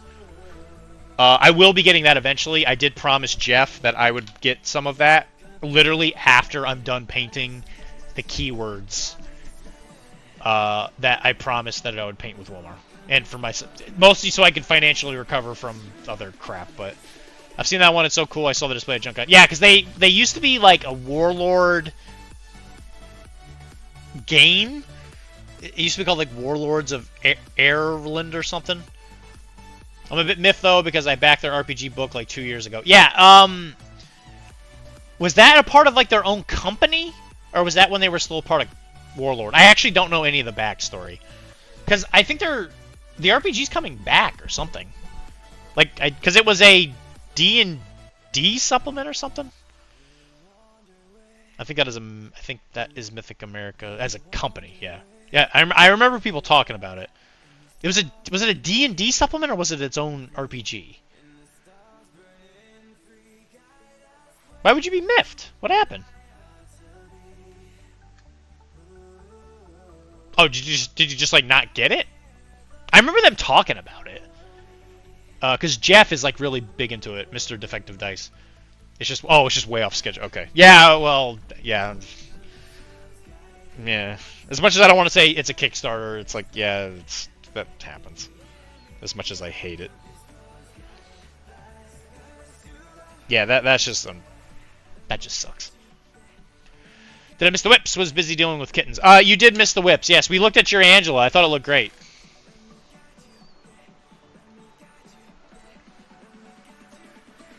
Dude, you're crazy doing all that non-metal metallic. You're crazy. Also, kittens. Why do you have kittens?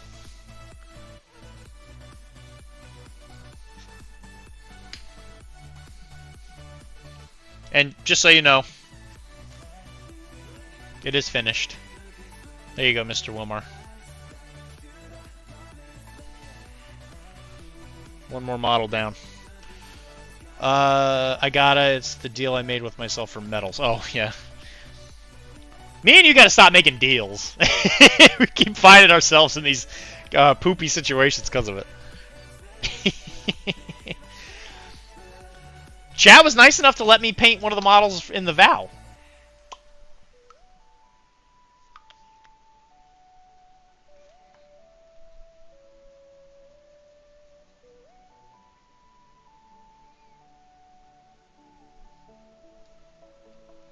I'm hearing about all manner of deals and oaths gone awry. I think you guys might be dwarves. Sheesh! Listen here, bud. I did actually have to break my Malifaux oath because I was given an opportunity by Corvus Belli to buy their next operation box before release, so that I could paint it for the stream and stuff. It is going in the book. We're fostering some kittens, and they just needed an eye on them. Oh, that's sweet. Oh, that's good for you guys. And then since I bought it, and JSA is like quickly right around the corner, I did buy some JSA stuff that I wasn't able to trade for. So I did eventually break the oath. But I have been painting like a madman, so I feel bad, but I know that it's not because I've been lazy. But I was very, very careful, and I only used money that I got from paint jobs. But thankfully it wasn't much. Nah, it's fine. It was more. Yeah. I mean, honestly, you know, like it helped. I really controlled myself for like 2 months. I think it was great. We should do that more often, quite honestly.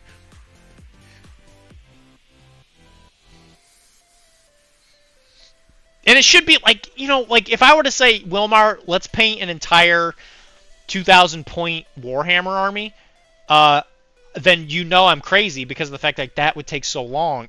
But like Malifaux is like perfect little manageable chunks of just like, oh yeah, you paint a keyword, and Last Blossom's one of the bigger ones, which if anything just speaks to how much crap I was buying. Yeah, brother, I mean, I was right there with you. I get it. If anything, I've been able to save a good chunk of money. Yeah, I'm really glad.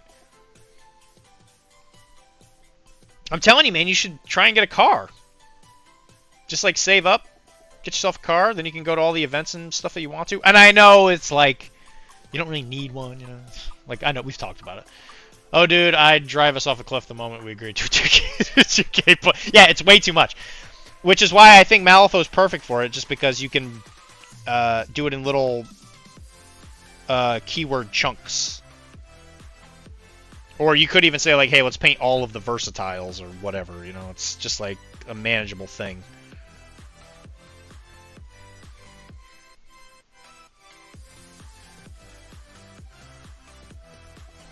I'm just happy that I've managed to limit almost all of my Malifaux buying to a single faction, because I know that if I let myself run rampant, I'd be all over the place.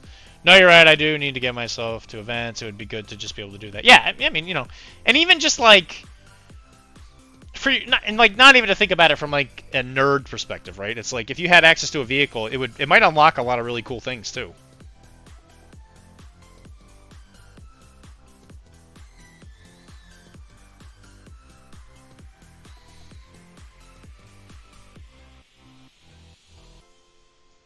But mostly nerd stuff, yeah. Not that I mind giving you a ride at all. But it's like knowing who you are, I'm sure you feel some level of like, I don't want to use the word guilt, but like I know you're keenly aware of like other people's time. And I know that if I was you, I would be like on some level, I'd be like, oh, I don't want him to drive all the way out here just to get me or whatever. Even though I would gladly do it because I think you're worth it.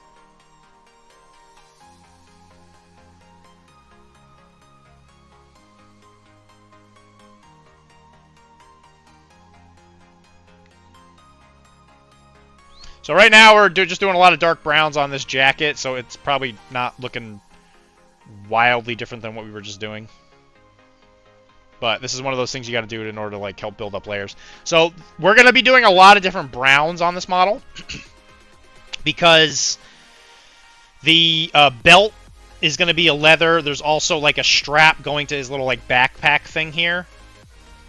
And I should probably paint shoes the same color. Same here. I'm happy to always give you a right. Yeah, right? Trips to canes whenever you want. Oh my god. Hi, Dan. I hope bowling went well. Oh, dude, no, you're right. Trips to canes whenever you want. Just saying, worth it right there. Same here, I'm always give you a ride. Oh, I know, but guilt will still rear its... Yeah, and that's what I'm saying. It's like, no matter what we say, you're going to feel that. Except plus last time was rough for you, Ernie. You were so tired. Oh, brother, he's always tired.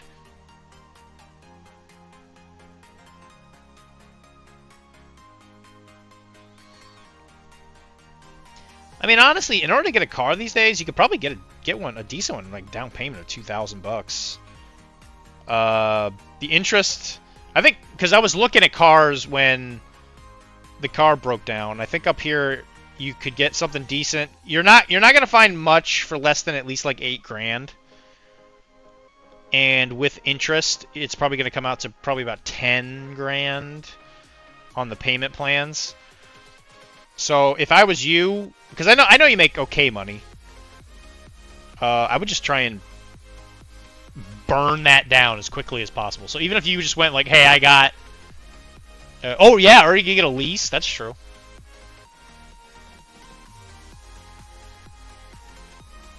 Leases, I don't know. It's always kind of weird. It depends on how much you use the car. Like, I don't think you would use a car enough for a lease to be worth it. I feel like you'd want to own. Lease is great if you don't drive. You think it's the other way?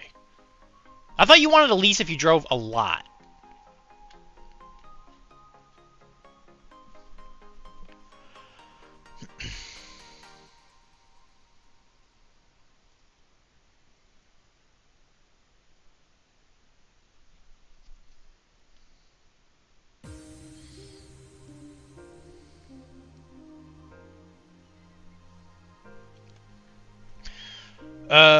Lease is no. Leases only allow you about 10 to. Oh, that's right, because they have that's right. I forgot they have the mile limit thing. Least if you're driving 10k miles or less. 10k miles isn't a lot over the course of a year. That's true. I don't know. Maybe leasing is better for. But you figure if you pay $300 a month and you pay that for a year. That's like $3,600, give or take, obviously. Goodmore Milber, though. I think I know what he was trying to say. I think he's saying good for Wilmar. Yeah, that might be the right way to go for him. I mean, it definitely wouldn't work for me just because of how much I drive, but I'm half asleep. Leave me alone. I wasn't making fun of you. I was actually trying to figure out what you were saying.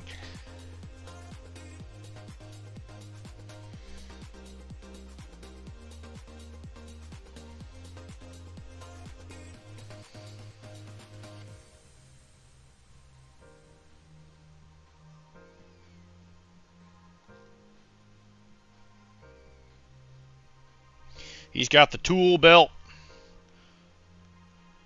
He's tool man Taylor.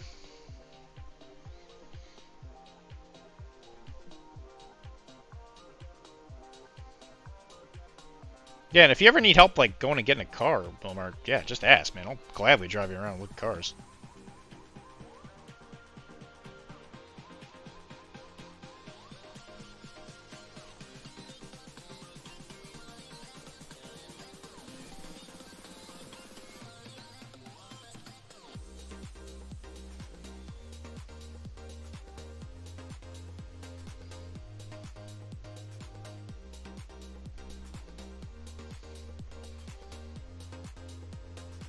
That's true.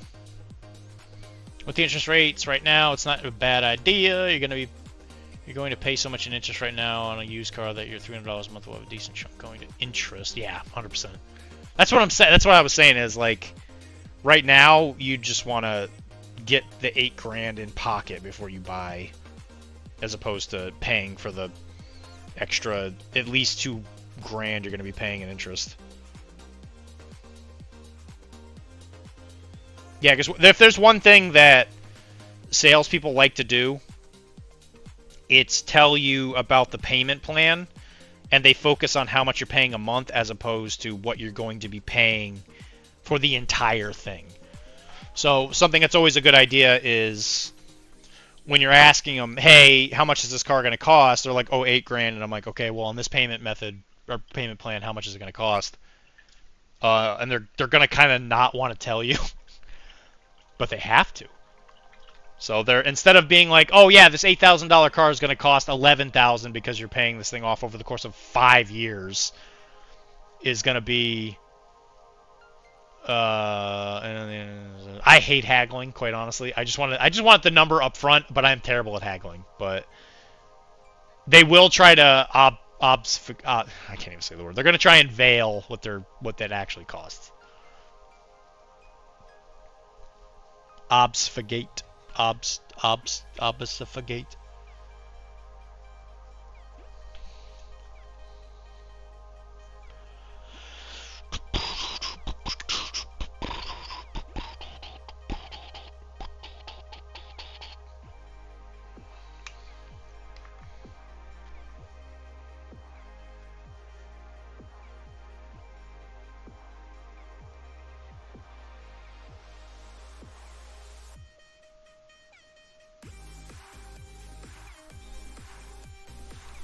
Yeah, I know how to spell it. I don't know how to pronounce it. Obfuscate. Obfuscate.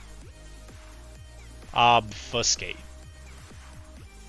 I was trying to put an extra U in there. Obfuscate. They love when you ask to see the dealer invoice. Yeah, I'm sure they love that.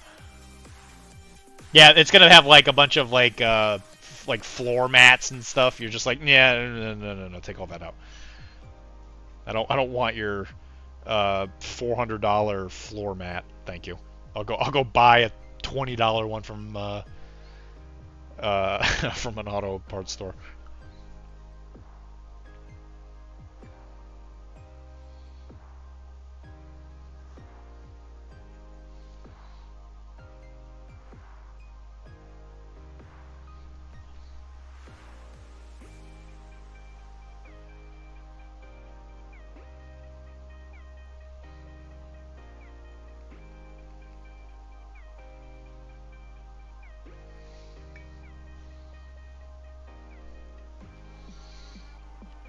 Obfuscate.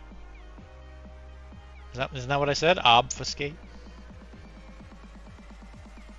Obfuscate.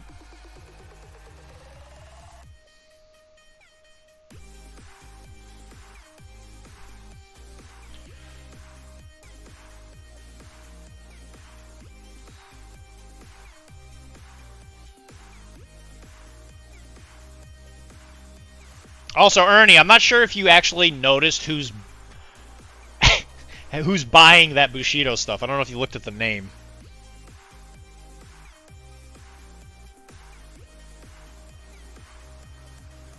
You've probably heard of them.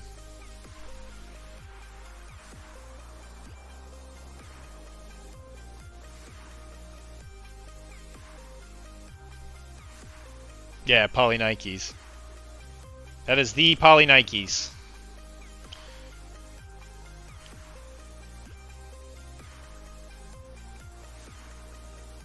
He messaged me and I was like, "Are you the Poly Nikes? Poly Nikes?" And he was like, "Yeah, it's me." I think he's the one that owns Moe's. I'm pretty sure. Thought about it. Thought about asking for a combined army. Hey man, if somebody's got it, he's got it. Well, it's well painted, Josh. It's a well painted army. And he says that he is interested in Bushido, and you know, if somebody's got a Well-painted army. Poly Nikes, I'm not sure if he's much of a painter. But he can play. He's real good at playing. That guy's been championing... Why can't I speak today? He's been championing Vanilla CA for like years and years and years and years and years and years, even when they were like not good, which definitely is not the case anymore.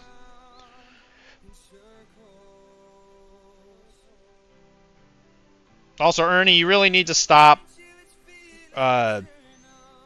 looking into N5 as hard as you are. I think you're looking for patterns that don't need to be there. You're like trying to see the matrix behind what the screen, and I see it driving you crazy. You just need to accept whatever happens.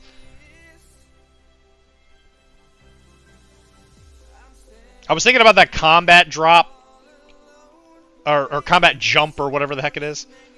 Jetpack and other one, whatever super jump is, and I'm thinking to myself, like, maybe they're gonna have different kinds of super jump. Was trying to find something he painted online and came up with nothing. Yeah, I'm not. I don't think I've ever heard of anybody saying he's like a particularly good painter or anything. I got a bunch of well-painted Monkey, Ernie. Hey, I mean, if you want it. Do you want a Bushido army?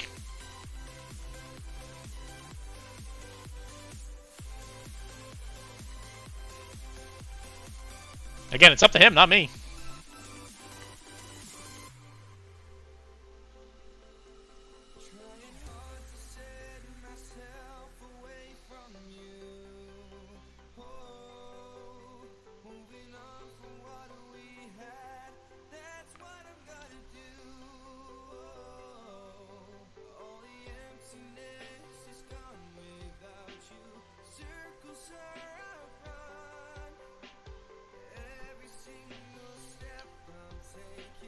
How much part? Oh, I don't really care in the end. I'll still play paying, kick some butt. Their choice really confused me.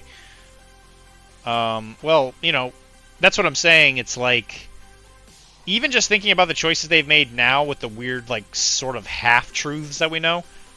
I mean, it might make perfect sense. You just can't tell.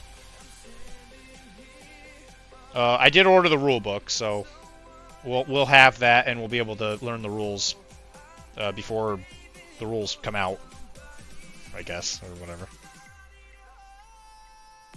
If they did what they did for Warcrow, I should have the stuff before the paint stream next week. So I will probably have the new Infinity models, and I'll probably be painting them next weekend. I'm glad that armor rolls will all be the same as everything else. I don't really... It never really bothered me. That's one of those things where I don't understand why that was confusing to people, but, you know, whatever. People seem happy with the change, and I'm like, alright, whatever. Makes no difference to me. I agree with Boastry, where, like, it doesn't make sense why people are having so much trouble with that. Also, the guy that did the interview for Bostria, where a lot of this stuff came out, God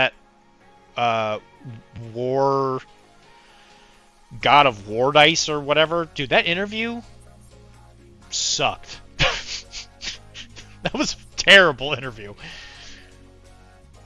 The book is 100% lore from my understanding. I don't think it's 100% lore, but I think it's like 90% lore. Because I think they have some of the...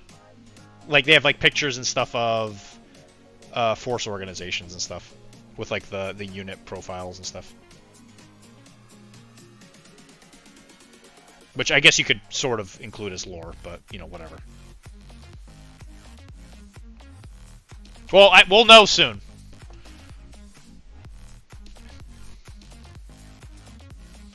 But yeah, I remember, I just kept thinking to myself during that entire YouTube thing where I was like, does this guy actually know how to do an interview? The entire time I was like, God, this is terrible.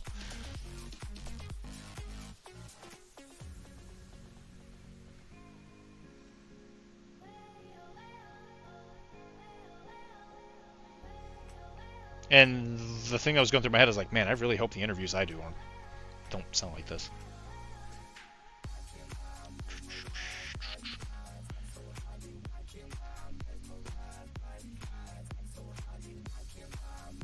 And And I've thought about asking Bostria to come on, but I'm just like, I don't want to talk to him before N5 comes out and then get a bunch of like half-butt information. I would just rather talk to him when it's out, and then he can just say whatever the hell he wants to say. Yeah, it was rough. Yeah, he is probably making a living off of it and suck. I mean, sure, whatever. I mean, I think he lives in Belgium from the sound of it. And everybody not wanting to buy any new armies if I trade for one, sure.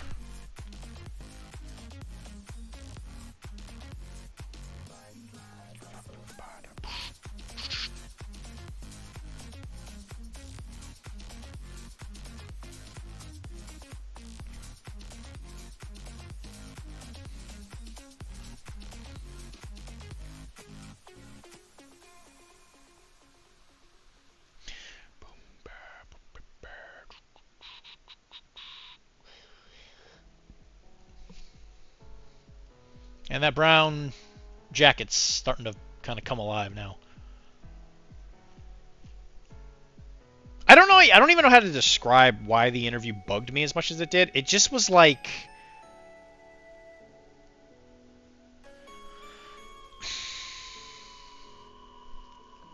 It just was not very exciting. I'm just gonna put it that way. I could say a lot of things that I think might explain why I didn't like it as much as I did, but I think it's kind of a complicated answer. That wouldn't be very nice.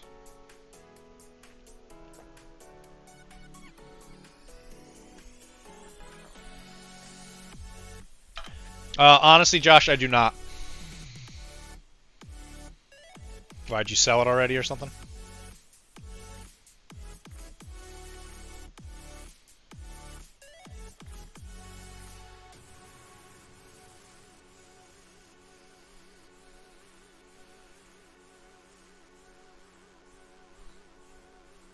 Flipped it for double. Awesome.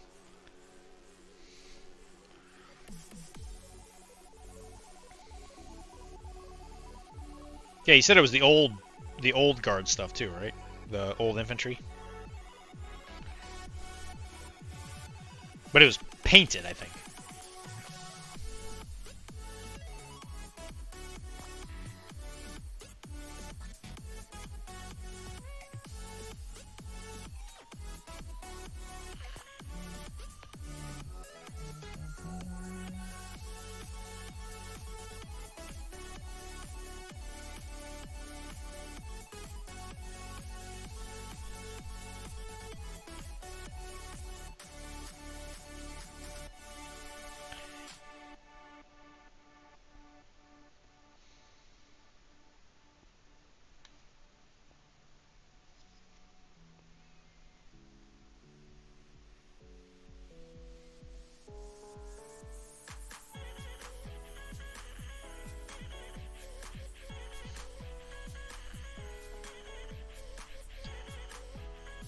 And my daughter's boyfriend asked me a question the other day that made me have to hold back my joy.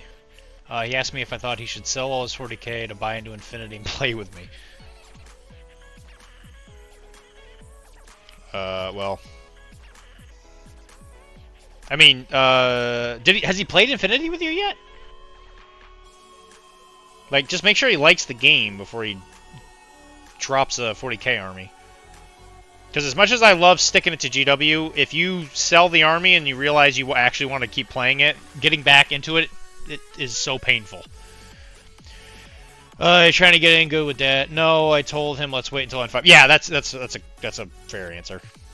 Yeah, I would say make sure he actually enjoys playing it, because if you sell all of your 40k stuff and you decide you want to go back, ugh, because then you got to rebuild everything and buy it all, and it just absolutely sucks.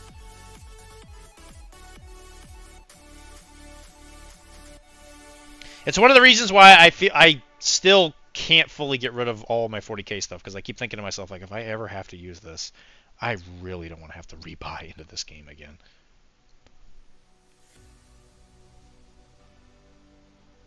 But I just need to get rid of my Dark Eldar. Like, maybe I'll keep the stuff that's painted.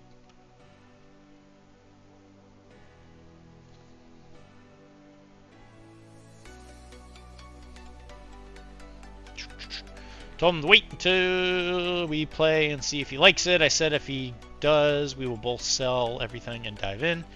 And I will also use some money for more masters. Yeah? Is that right? You gonna get into the other side too?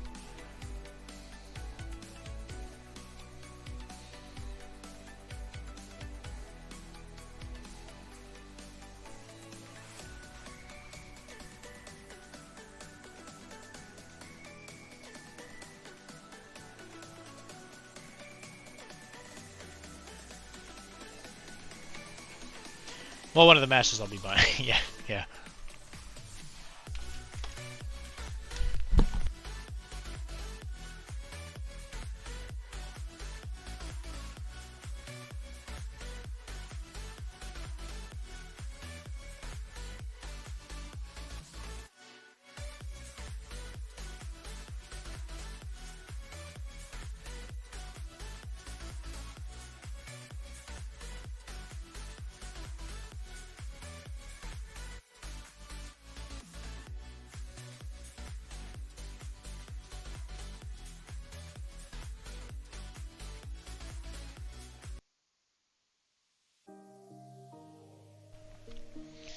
Well, 40k is the thumbs up from Wilmar. Well timed, sir. 40k is too bloated for me. Each faction has so many options, and each force has so many units. I think I keep enough for combat, patrol, and kill team just to get games in, but I have 3,000 points of GSC. I don't know. As far as like bloat goes, I feel like the armies really don't change that much. Like when a new codex comes out, like maybe they get like a new unit. But other than Space Marines, I don't feel like bloated is the right word. I don't know. I don't know if bloated would be the word I use. Like the armies are really big. But like if you go into like Infinity, which has a much smaller unit army size, but there's more like individual units. I guess it kind of depends on what your definition of bloat is. Like my definition might just be different. GSC just got a new codex. Yeah, that's what I'm saying. They get like a hero, and every once in a while they get like a new unit. The only army that like consistently gets a lot of new units is Space Marines. They always get like some new box that like is 2 separate units, and they get like 13 new heroes, and then if they have a special unit that's going to come out with each of the chapters, and maybe the chapters and it gets like out of hand really fast. Not if you're Lobo. Yeah, then the list. Yeah. Well, Lobo's got a style, that's for sure.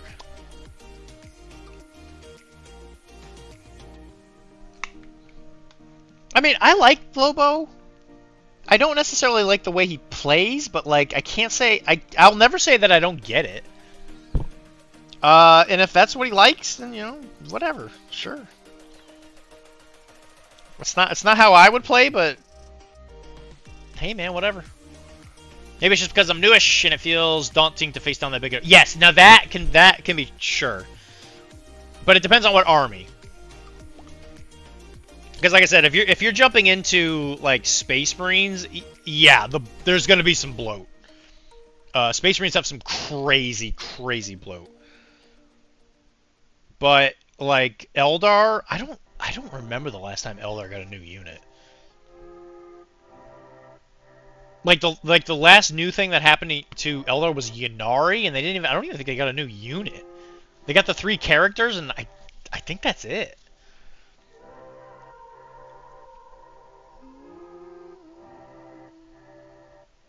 Like, I don't think they've got a new unit since, like Jesus, since they came out. Which is crazy. Oh, that's, unless it's like a new Wraith Guard. That's right, they got the Wraith Knight and stuff. I forgot about those.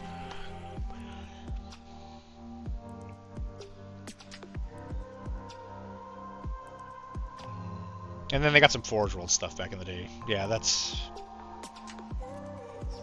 It's been a while since I've gotten anything significant by any means, but I'm not super connected. So if something new came out for them and I don't know about it, I wouldn't be totally shocked, but...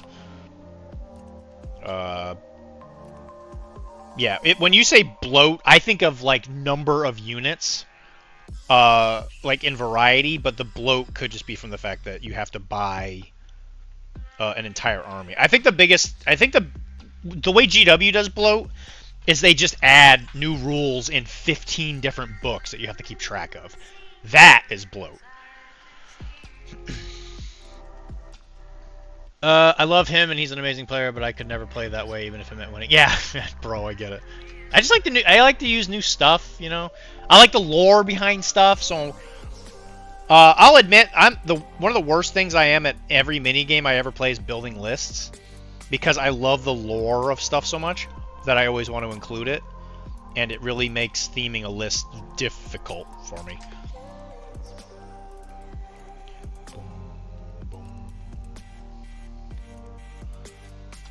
So I actually have a lot of analysis paralysis issues when it comes to Infinity because I try and do too much. Boom. And it's because I feel bad that I'm not using certain units. It's not even that I have an analysis paralysis of just like what I do and don't like. I just think to myself like, oh, I feel really bad if I'm playing O12 and I don't have a Cyber Ghost. But it's like sometimes you just don't need a Cyber Ghost, Dylan. It's fine.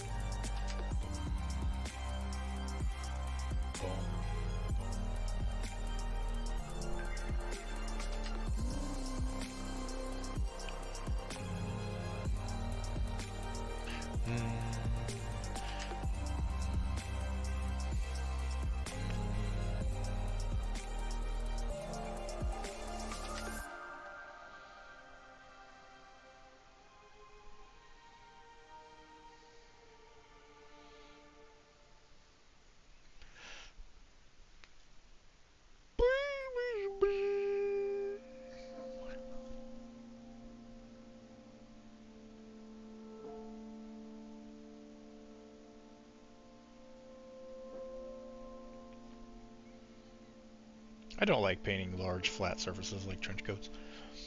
Playing the damn robot. My robot's in multiple pieces. I do love... Yeah, I always have a Lawkeeper. Yeah, I do really love the Lawkeeper. I love him in Let me tell you about GSC. Very few models, easy to keep track of, and I may have some for sale. Get back to me in November. Anything new? They dominate with what they're... Yeah, that's what I'm saying. Like, to their credit, they do that. They're too busy releasing new Space Marine kits to have time to make anything else. Very few units, lots of... Yeah, and that's what I'm saying. That's the difference. Lots of models, but not necessarily, like, a lot of separate profiles. Yeah, dude, we're Scrag Browning right now. You know it, dude. Yeah, dude, we're scragging.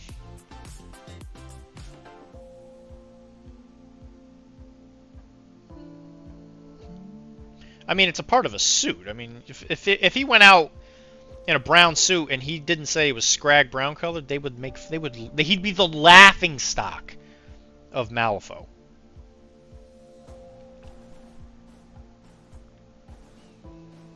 And he's a part of the the Department of Ungentlemanly Affairs. He needs that cred.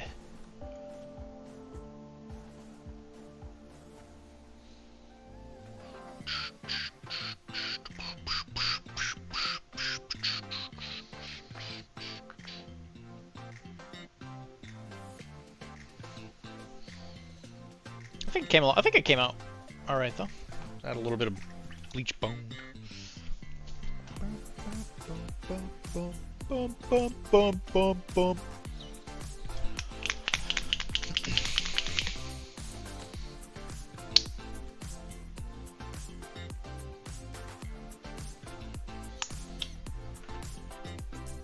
Yeah, I actually have to rebuild the road bot.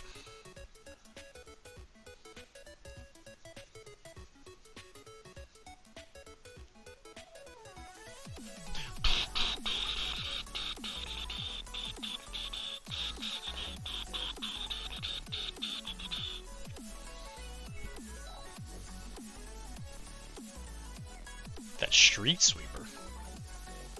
You mean a Chicago typewriter? He doesn't have a Tommy gun. He's holding like a mechanical firefly is what that is. Yeah, dude, you ain't kidding. That model is awful.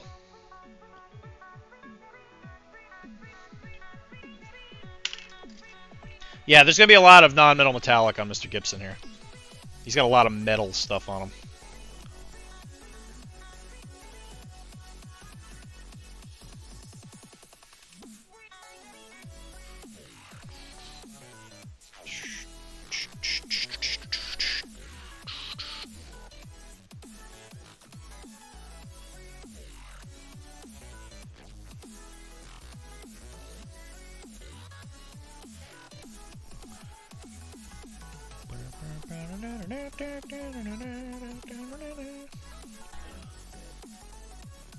Thanks for everybody who is here. Really appreciate it. You guys always manage to make me smile. Get to hang out with buddies, paint models. You get to watch Josh attempt to torture me with a knocking gif every once in a while. Sawed-off shotgun. Sorry, no. Oh, that's fair. I don't even know if Wilson. I don't know if Gibson even has a gun. It's a 12 gauge with a revolver cylinder. Hi, Soup. Are you still at the shop, Mike, or did you go home?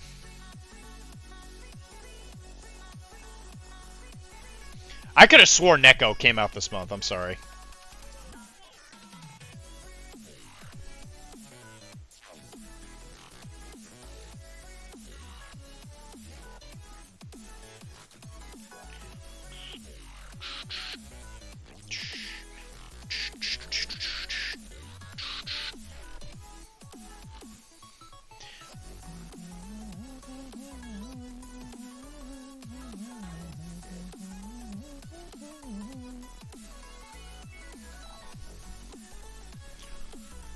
Don't attack me for your reading skills. It's not a reading skill issue. I already told you why I said it, what I said. And to me, it makes perfect sense. You shouldn't have a pre-order page with 3 months worth of pre-orders on it.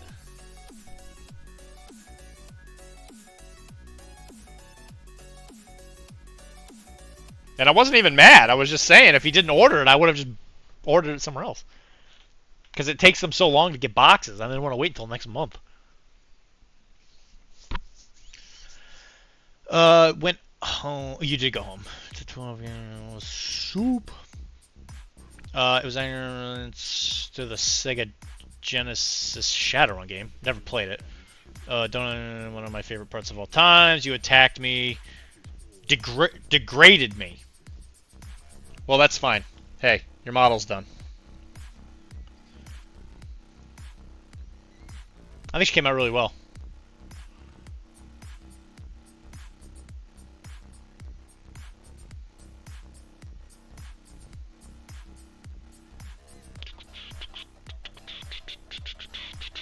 So she's done.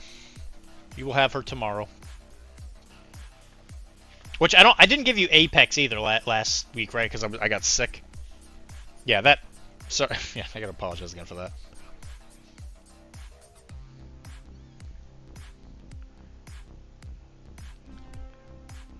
Like, I was vomiting a lot, and I still feel guilty that I was not able to show up, because that is who I am.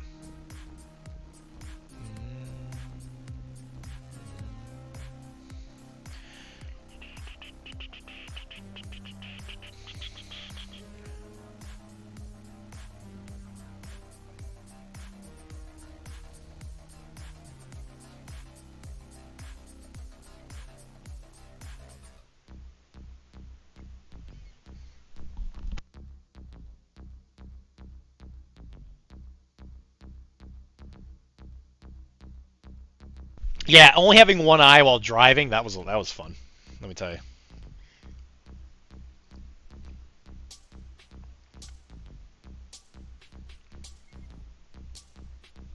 Yeah, thankfully, when I puked the last time, I got most of my vision back. It was kind of going in and out at certain points, but thankfully, it's like I know the roads so well that I could pay attention really well. So I didn't really feel like I was in danger at all, which is good.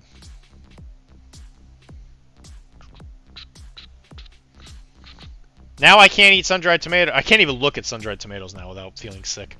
Puke was blinding you, purged at night. Yeah, I count any amount above 0 as a lot of vomit.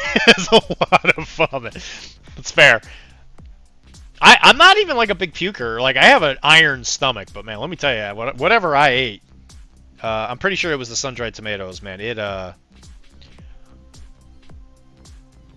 I have some kind of food sensitivity to it or something.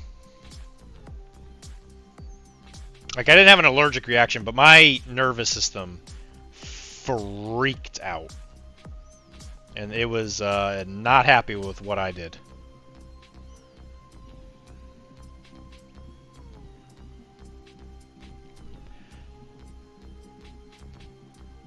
Okay, so this paint job on the suit, in my opinion, does not look good, especially this flat part back here. It looks really bad. So we're going to do a little stippling, and then we're going to hit it with the old famous brown ink / leather wash, or whatever the heck they used to call it, from P3. I still have a lot of this stuff left over, which it's going to be cool. I never ran out of it, and then it might come back, which is good. This is a really, really strong brown ink, and it's really good for like leather. So we're going to stipple that. And we're going to use a different brown for the other leather parts, just to kind of keep some variety.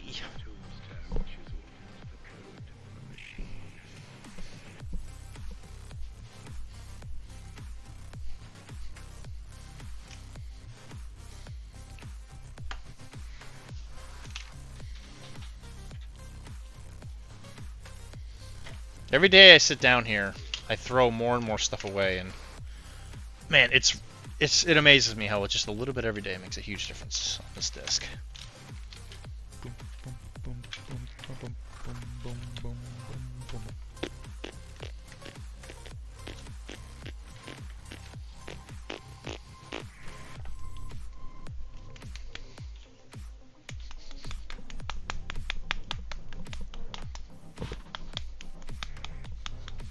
I got an early copy of Operation Sandstorm. Is that what it's called? Sandstorm. I got an early copy of it, Mike. They want me to do demos with it, so I'll probably... It is Sandtrap. Did you get an early copy of it, or did they ignore your emails like always? And they answered me because I'm a superior Infinity user.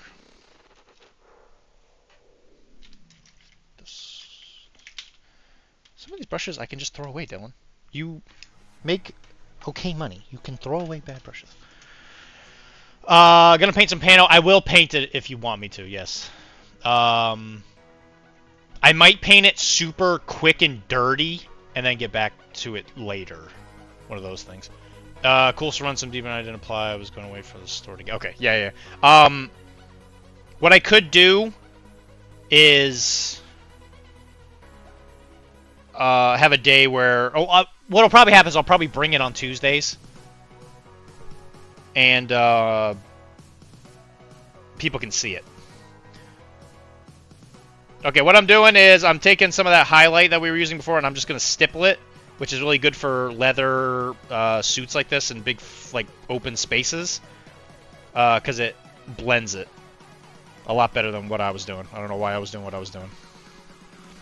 I know better. Yeah, low interest. Yeah, it seems to be that way. If anything, the Cyberpunk thing was like really well timed in that regard.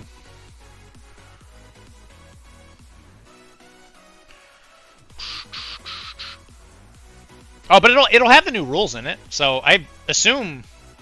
Gonna call me yeah, well, at least you pay me. Oh, do you even want the Pano? Because you're gonna stick with Aleph, right? You're getting him Ewoks. If I see another Ewok model in my house, I will freak out.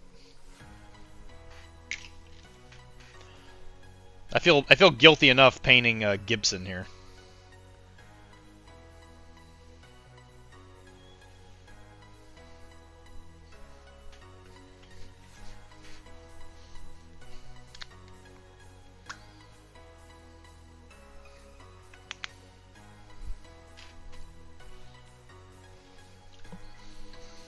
Birthday present is an Ewok army. I mean, I'm gonna throw it away. I'm gonna say, yo, nice gift. Happy birthday to the ground.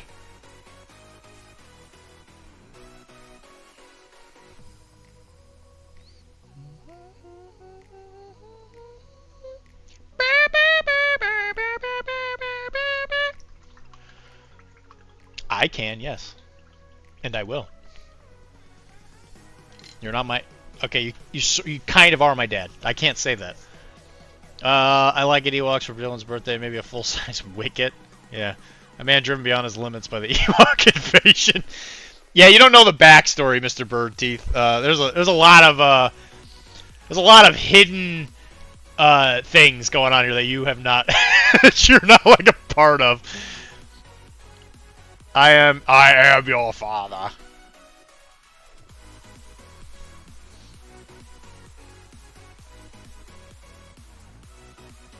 Hey, next time somebody's gonna play Vader. Obviously, the original voice of Vader is not alive anymore, so maybe you can get the role now, Mike. You sound just like Jones. Earl Jones. Mrs. Jones.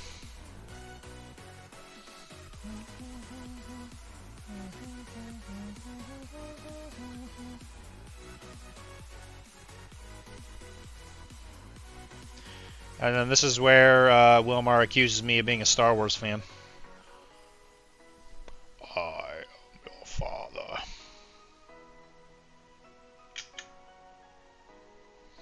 So, depending on the sand trap situation, next week will either be me painting the JSA part of it, or I will pull out Namor and I'll start painting him.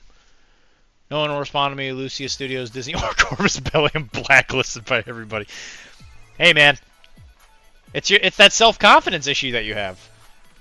If you just gotta manifest it. You gotta just imagine that they're gonna answer your emails, and they will.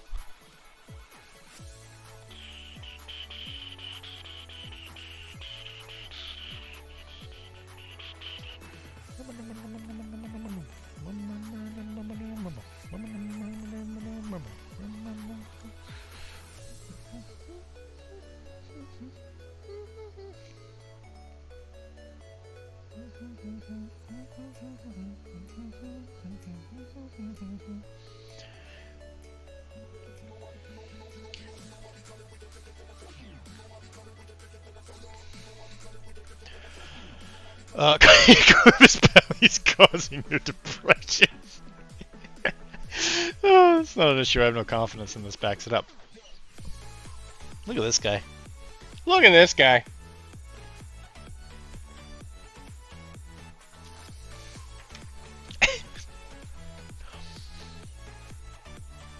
Sheesh.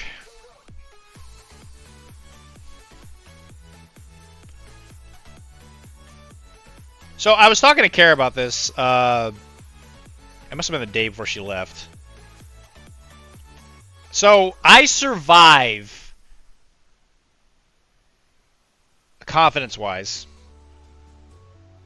The thing that keeps me into playing model games is people say, Dylan, this army looks really, really good painting-wise. Right? Because I can't win the games because I suck. And I told her that nobody has complimented the Malifaux stuff I've done yet. Nobody has ever said, wow, this stuff looks really good or anything. And I've noticed that, because compared to my Infinity stuff, people compliment it like a lot. And I don't know, it kind of occurred to me, I was like, is the Malifaux stuff not well painted? Am I like, and there's a couple of them where I'm like, actually, I think this looks really good. Let me rephrase that. The Ahul got some attention just because it looks so unique. But it was something I noticed. I was like, huh. Nobody ever talks about the Malifaux stuff. I wonder if it's not as good. I wonder if there's something I'm missing.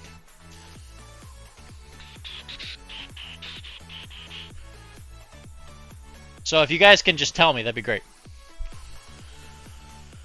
Because my self-confidence is suffering. And I'm just kidding. You don't have to compliment it, but I'm just wondering. I was like, I wonder if it's like there's something different about Malifaux models where people just like don't notice as much. Because even when I went to the GT, almost everything was painted and nobody said anything. I love the Malifaux stuff. I mean, I love it too.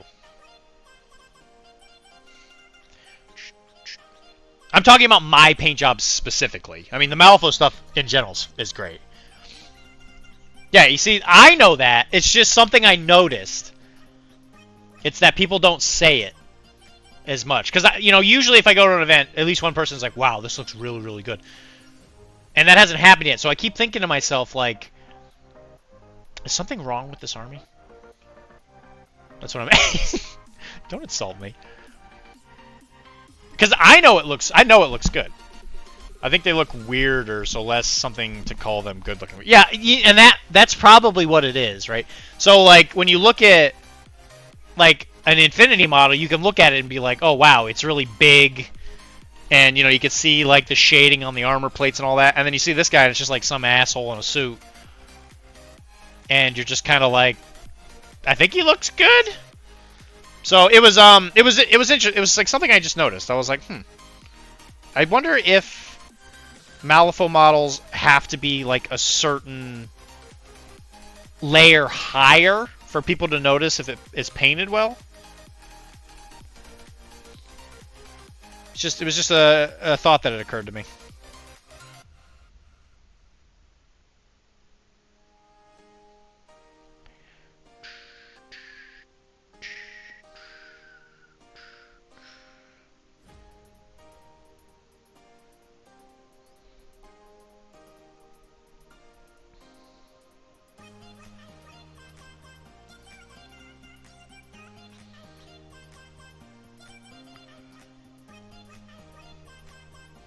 Just some shower thoughts. Dylan's shower thoughts. Didn't care to tell us that you need to be called stupid. Stupid at least once a day. I have no doubt that she said that, yes. Your butler. Chef's kiss. Oh, you mean Terry the bell? Yeah, he's not a butler, he's a bellhop. he's a bellhop. Yeah, I love Terry. I love that model so much. Stupid belly. God damn it, I love that model. And I thought that was a really cool collab with all the different the different things we drew on. The peach. It took me so long to remember the peach thing. God damn it. Oh man. Bellhop on D's nuts and bolts. Sheesh, boy. You right. You seem down, so let me give you some advice someone once gave me when I felt down. Quit your whining and get good. I wasn't complaining. I was being very objective. It was me musing more than anything.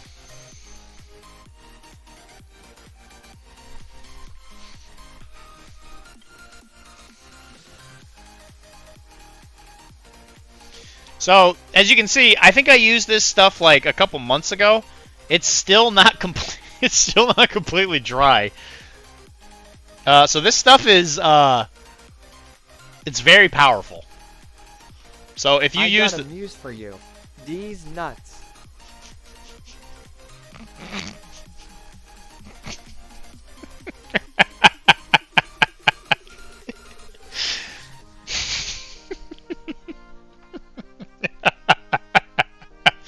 Amuse. Good amuse for you.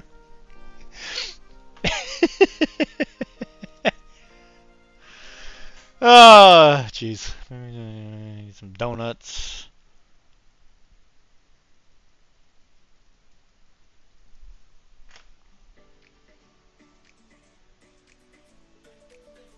Yeah. Okay. No. Talking about donuts. Yeah. Kara and I have been talking about going and picking donuts. If anybody's interested in our area, whether it be Mike or Ernie or Josh or anyone really. I guess if you want to go picking donut. No, we were talking about. Did I say picking donut? Oh my god, I'm so stupid. Picking apples and getting some donuts at the at the orchards. Ugh. God, I'm dumb.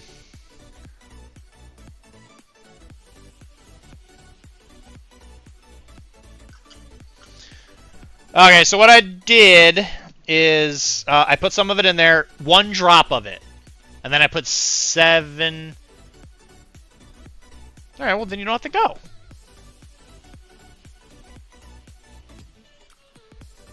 Well, when is it not gonna? It only happens 1 time a year.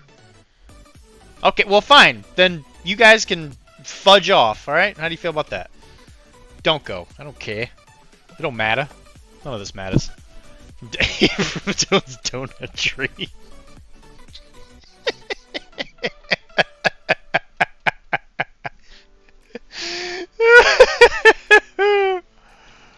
Oh, Jesus.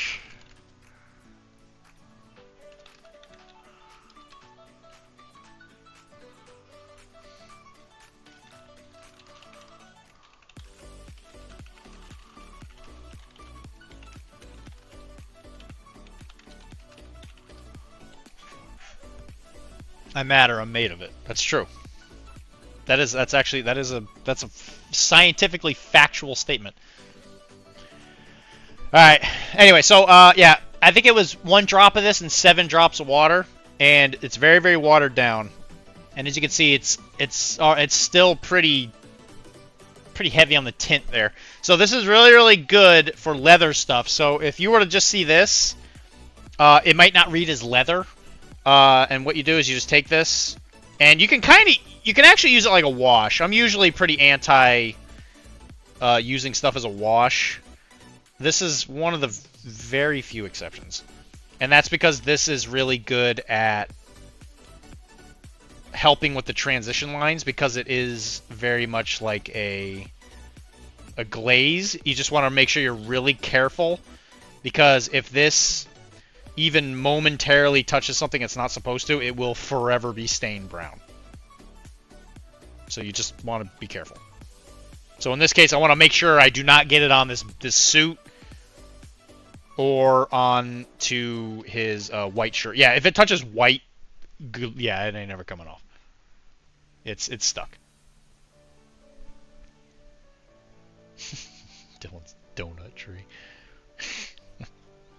Could you imagine? That'd be amazing. A tree where you can pick off donuts? That'd be so good.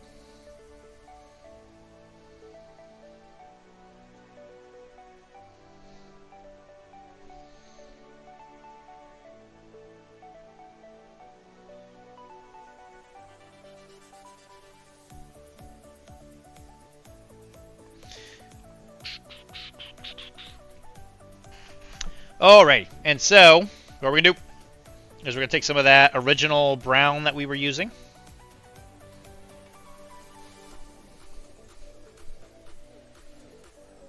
I do have a donut tree, yeah. You can't have any. So get away from me.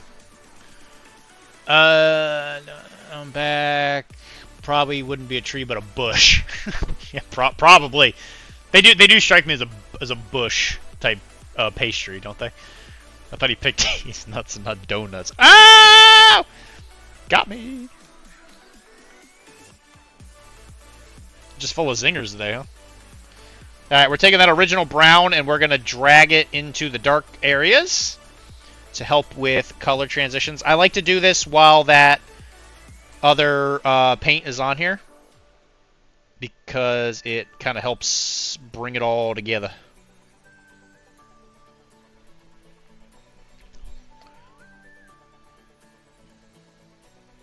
And we are mostly interested in just helping with the harsh transition lines, because we can always go back in and highlight it up again.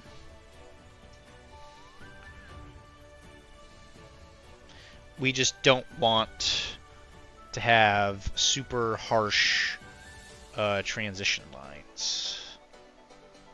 And you might be asking yourself, what does a transition line look like? I'll tell you.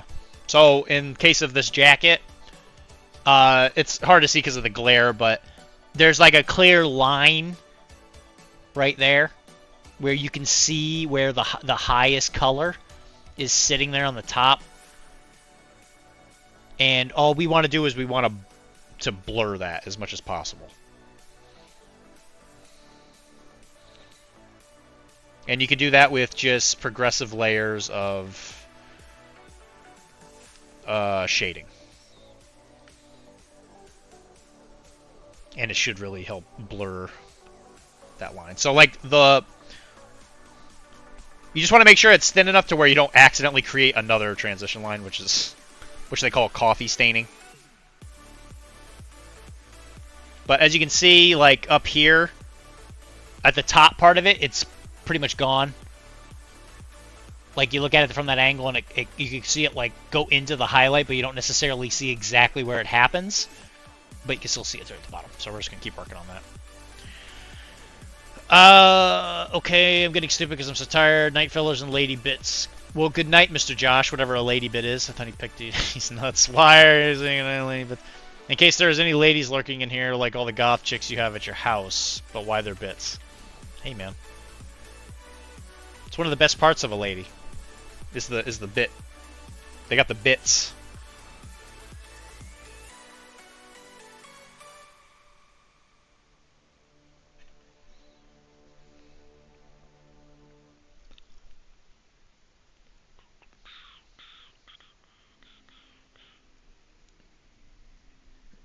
And we didn't even talk about Star Wars Outlaws the entire time he was here.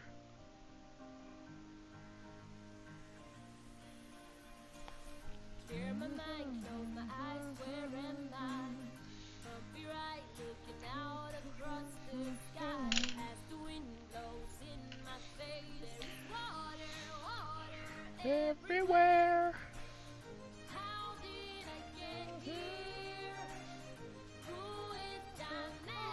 Over there. When does puberty hit? Why you ask? As a doctor, I can tell you it usually hits around like usually. Well, it's different for females, but it's usually like 11 to 15. I figured we anticipated Star Wars enough Saturday night. Yeah, that's probably fair. Josh is still waiting on it. I wanted to hit him. He didn't even leave! He realized it right before he left. He's like, wait a minute.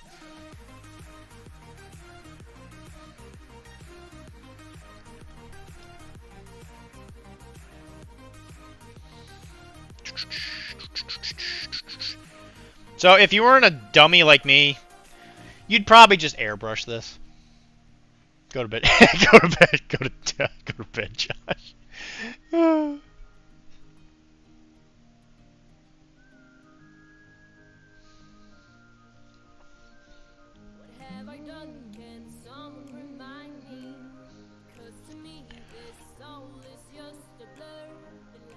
Also, they remastered Dead Rising. Like, what? Bro. I love Dead Rising. That game rocks. Chuck me. If you tuck you.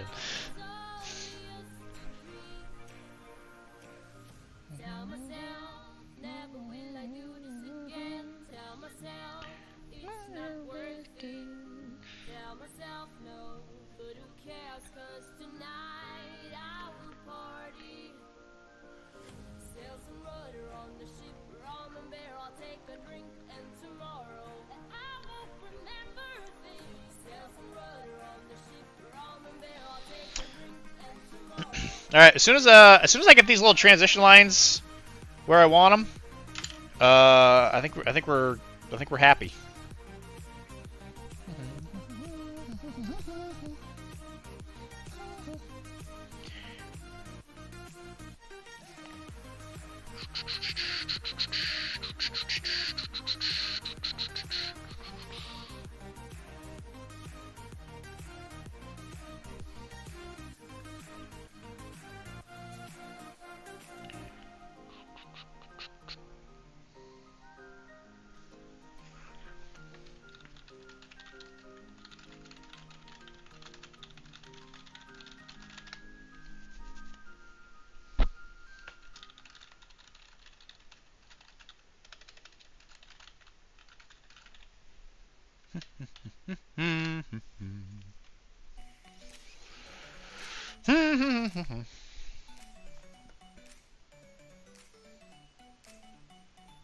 So how much more Last Blossom do you have left, Wilmar? Also, I gotta make sure I get to sleep. Yeah, it's only 10 o'clock.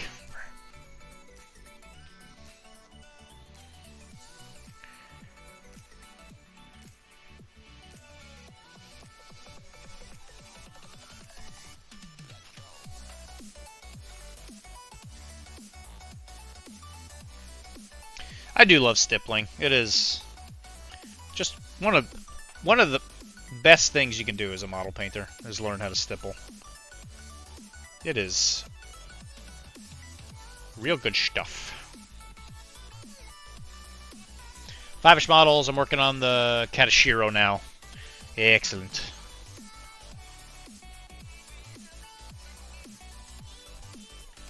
What do I have left? I have Gibson. I got Eva. And the 2 operatives, and then technically I'm done because I didn't have these guys yet. So technically, as per the rules we laid down, Umbra's done, DUA's done, and all that's left is 1 Vitagi Hunter and the Malosaurus Rex, I think. But I might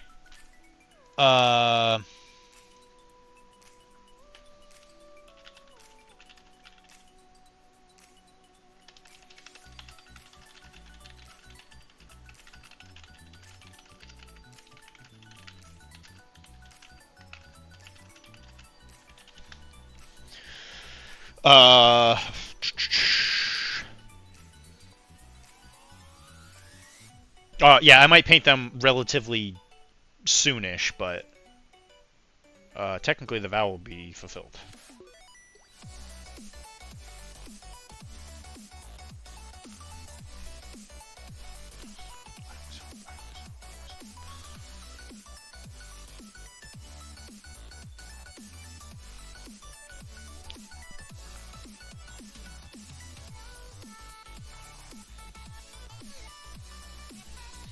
Alright, guys. What do you think of that jacket?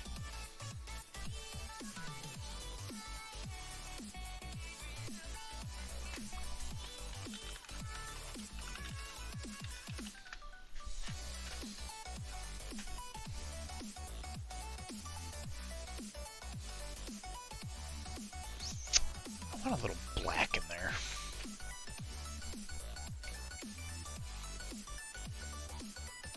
Yes, it is looking good. I think I want to do just a little darkening, right? Yeah, there we go.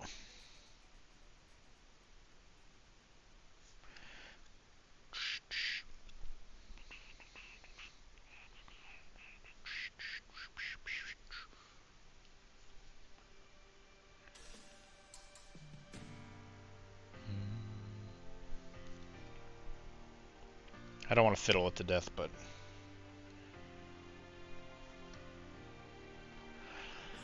just want to make sure that this jacket looks as good as I can get it, otherwise it'll bug the butts off of me. And this transition area is giving me heck. I want a model with a short gun and a long jacket. I picked up on the reference before I finished. As if by instinct.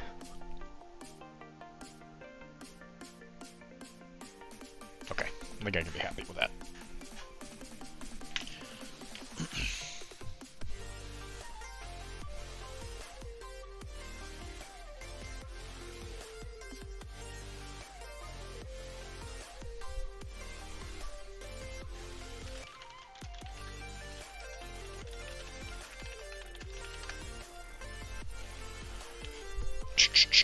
Alright, what next?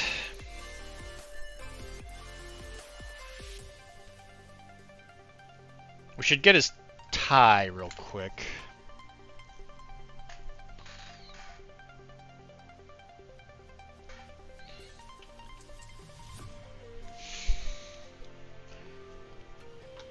Again, I'm not even sure if this guy carries a gun.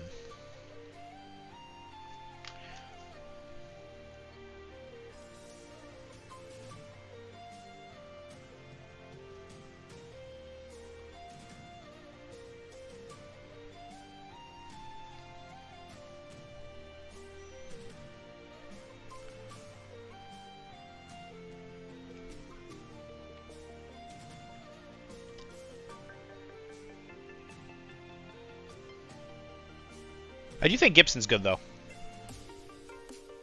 I think people even take him out of keyword because of how good he is.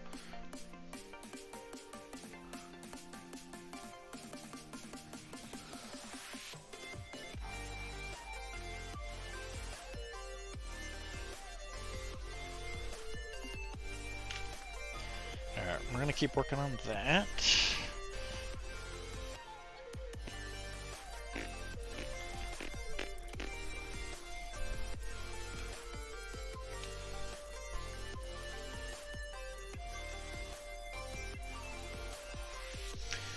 So this is going to be...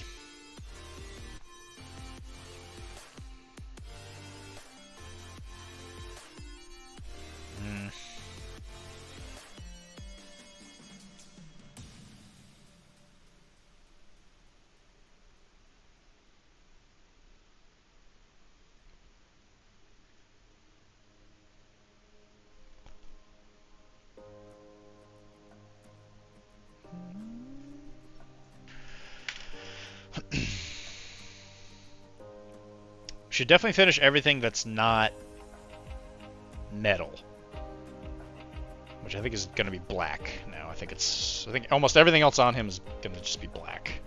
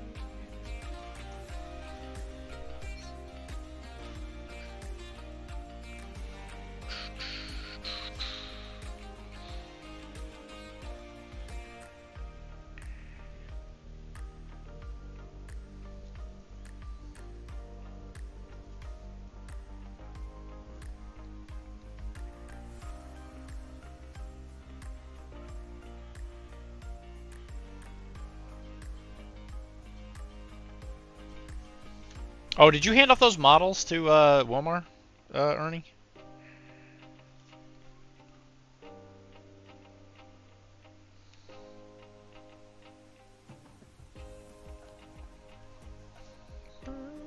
Like, did that actually happen?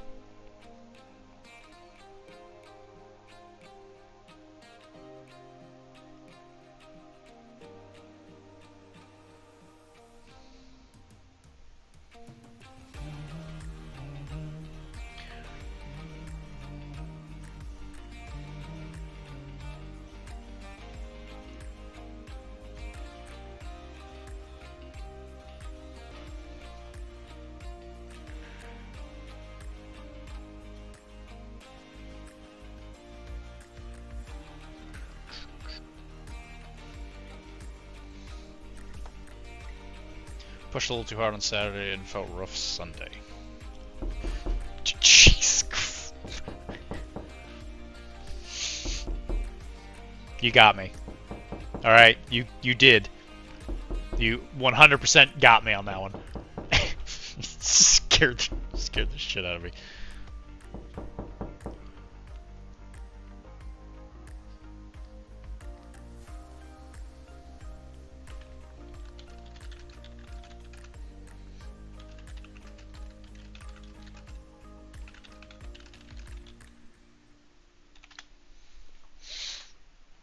Yeah, me and Kara, we cut each other's hair just to help with the cost. Because all I get is mostly just like shaved on the side, and then we go. I have a family friend down in Plymouth. We go down there and we get like the bigger haircuts. Then she's a family friend, and she's always hurting for money. So I go pay way too much for way too little, but it helps her out. Because I'm an idiot.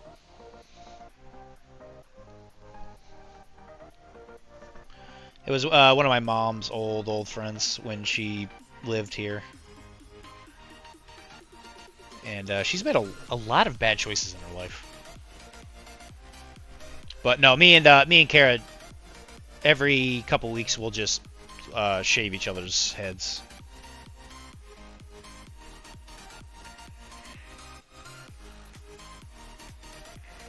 Because I don't really feel like paying somebody $50 to just take some hair off the side of my head.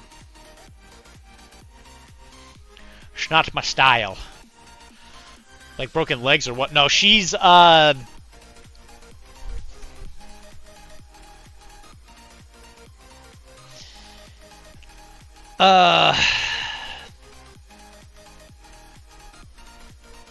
she spent a lot of money on substances that don't have great return on investments. Let's put it that way.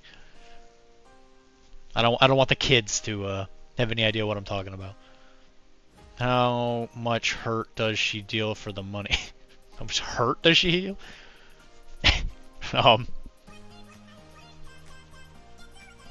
That's a good question. I don't know. Whatever it costs in gas money. Yeah, she's big pog. Yeah, loves pogs. That hurt a lot. She sure did. Market crashed.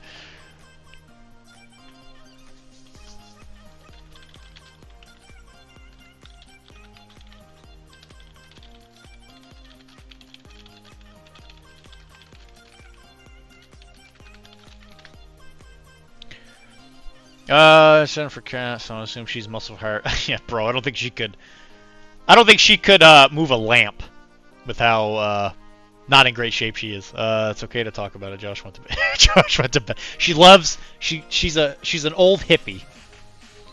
Beanie Babies. Beanie Babies are an addiction. That's true.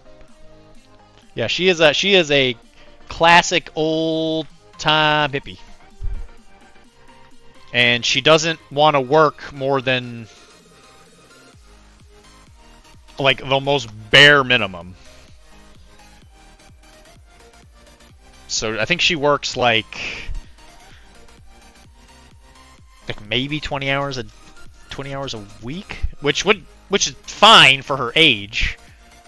Because I want to say she's like, it's coming up on like 70. I think she's like 60 something. The issue is that she's only wanted to work 20 hours her entire life. And so she's not doing so hot, money-wise. And it's one of those things. It was she's got a recipe for disaster. So she lives very meagerly, and things are fine. But then when something goes wrong, she's always hurting for money because she doesn't have anything saved because she spends all of it on substances.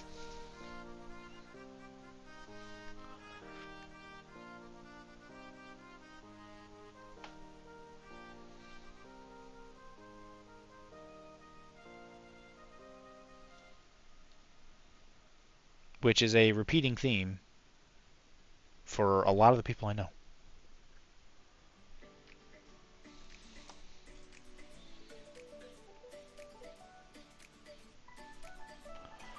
Yeah.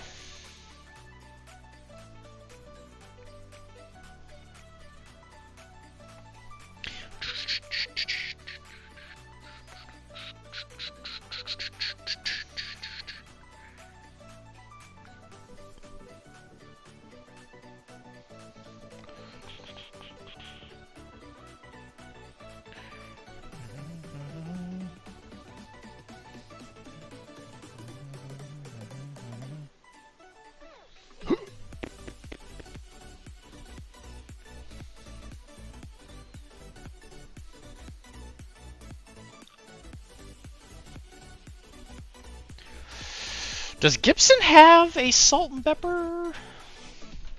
Salt and pepper.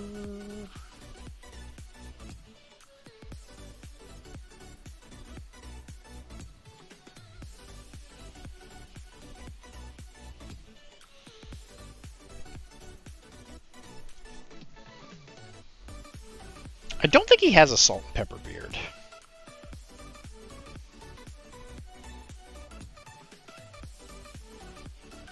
Oh, I guess he's got a little bit. A little bit on the chin and near the ears. Okay, so he's got a little salt and pepper going on. Alright. What else is going to be black? The gloves.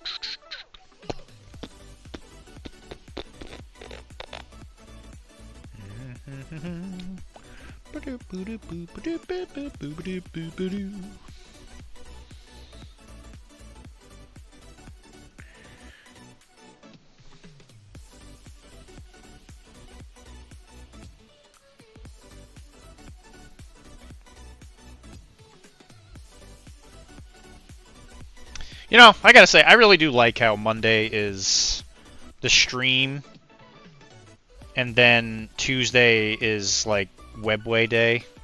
I don't know why, that just really just tickles me pink. I really, really like that.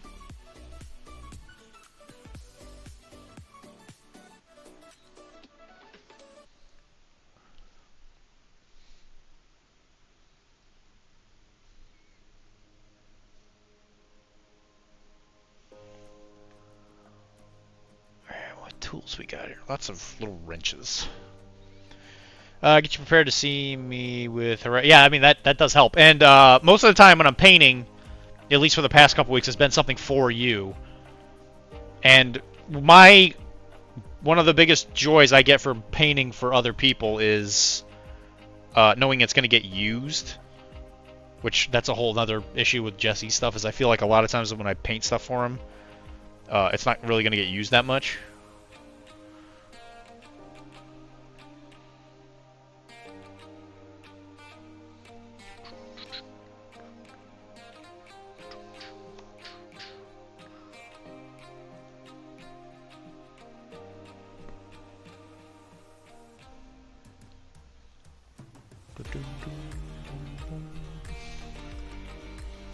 Then why are you painting things for me? You know I don't play these games. It occurs to me, but you pay me, so that helps.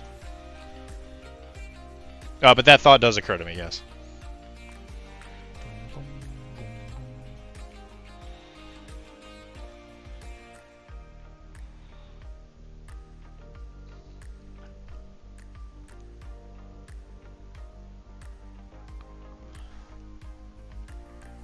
As needs must, Ernie. As needs must.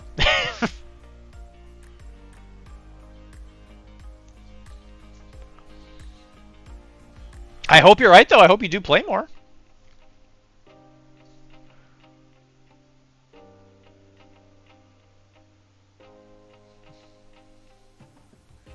You said you're going to get one game of Infinity a week once N5 comes out. I remember you saying that. I'm just gonna put that out there.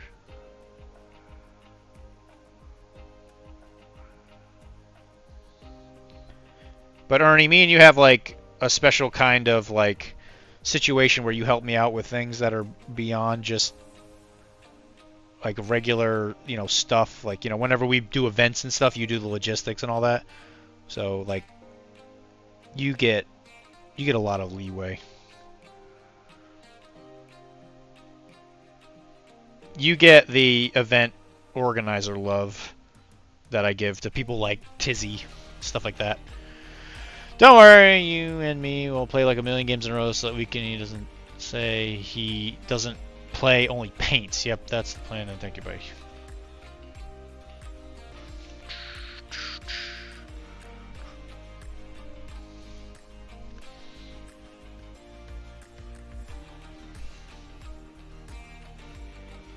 Mike, what are you talking about?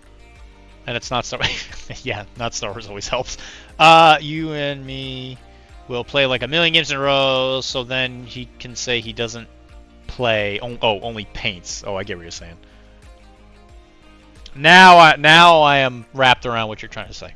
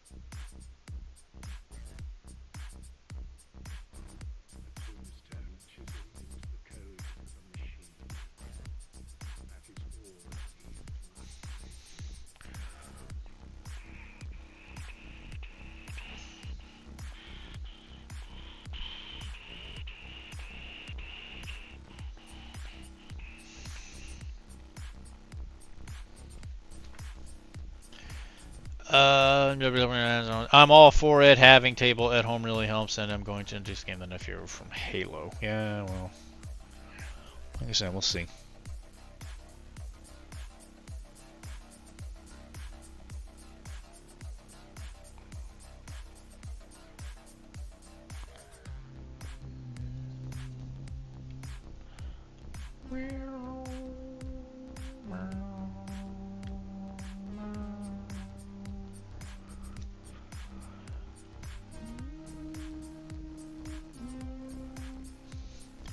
I'm hoping for the best. Nah, it's like a yeah. No, that's not what I was talking about. I was talking about the like people wanting to go to your house thing. Like, there's definitely some people that are willing to do it. Like, I know Cyril would do. Like, Cyril coming to your house would be like super easy.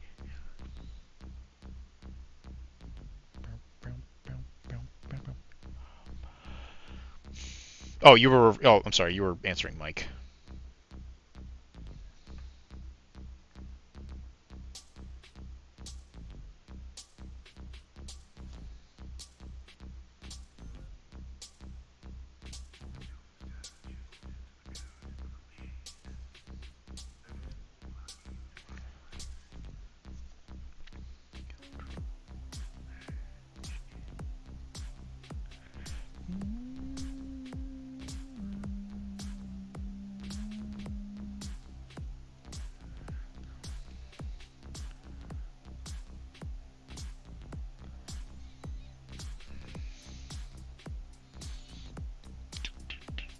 Are you interested in that game at all, Mike? The whole Halo thing? I'm not much of a Halo guy. Played the games, but it never really gripped me more than that. Yeah, I didn't think so.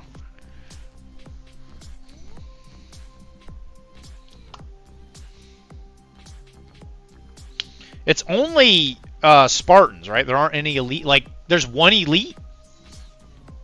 Like, is the Arbiter in there in the game, or is it? It's only. I know the starter's only Spartans.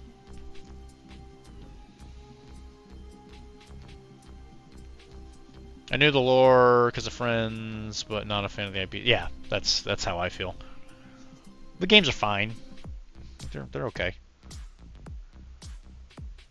Just not something that really gripped me per se.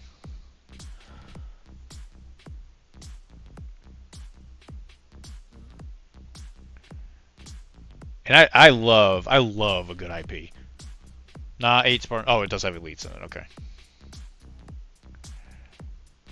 So, like, what stops all the Spartans from being the same? Is there like some kind of upgrade system? Or is it just like similar stats with different guns?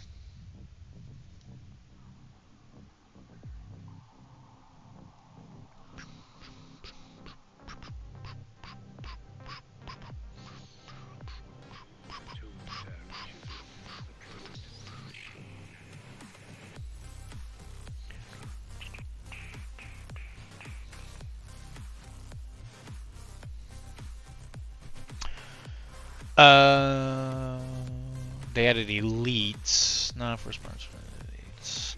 I'll show you something that will grip you. What is it? Is it D&D? Why don't you listen to the person who actually is buying it? It's different.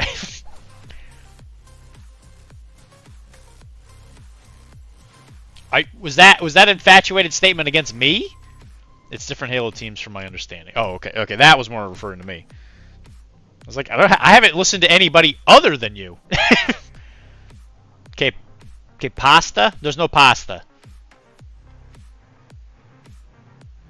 DJ Sombrero. Excellent name. Yo español es muy terrible.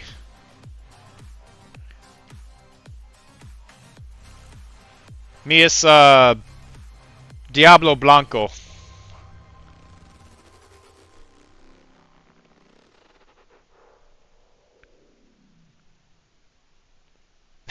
DJ Sombrero. What am I painting? I am painting.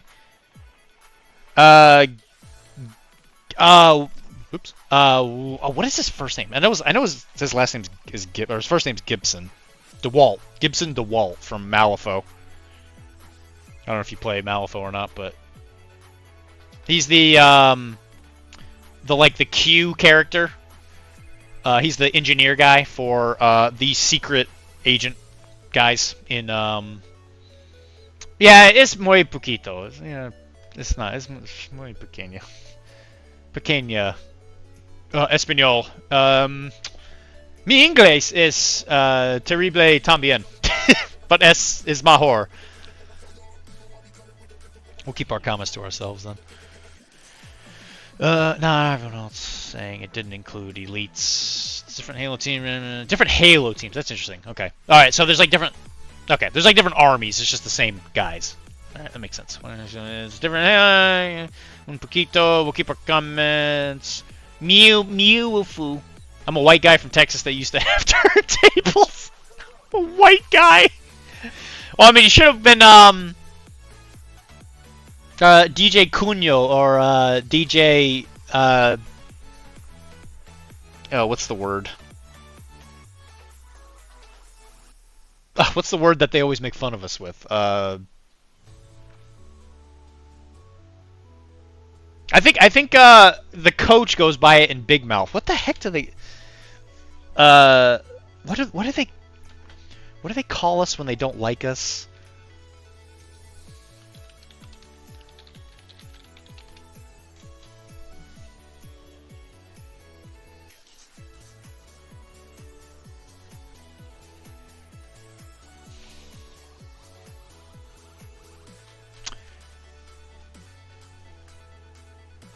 Gringo. Yeah, there. Thank you. Yes. Yeah, DJ Gringo. Thank you. Yeah, I think that's what Coach goes by in Big Mouth. When he does like DJ stuff, I think they call him like DJ Gringo or something. It's pretty funny. Yeah, actually, that's a good question. Did you use the turntable or did you just own it? 6 tiny balloon men finally glued together. Congratulations, Bird Teeth. I'm sure that was... I bet that was actually kind of fun. Those are fun models. Oh, hey, Automod did... Automod did not enjoy that! I got you, Bird. Yes, I did. It was pretty fun in the 1s and 2s. Nice! Well, welcome to our little slice of paradise. What am I looking for? I'm looking for Jade.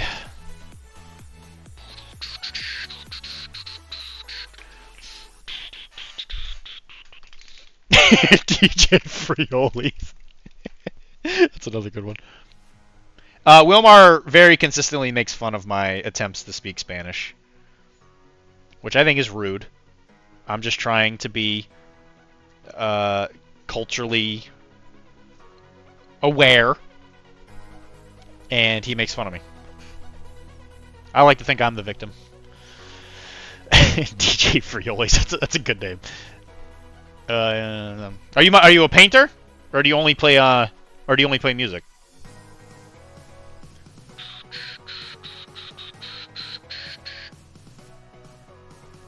Because you're down there near GW Hobby Bunkerland.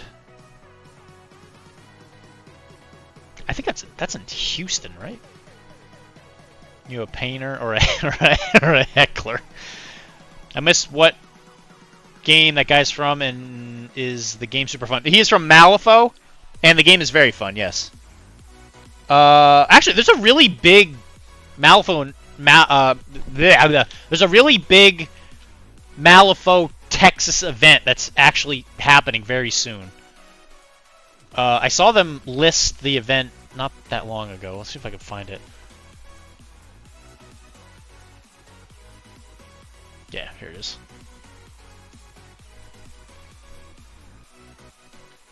There's actually a really big community for it in Texas, apparently. So if you're interested in it, I think some of the podcast people are from there too. Yeah, it's big. Too spicy for me. Too spicy for me.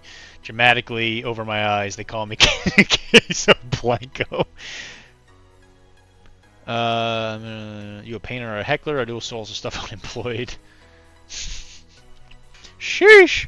Man, we got a really culturally diverse crowd.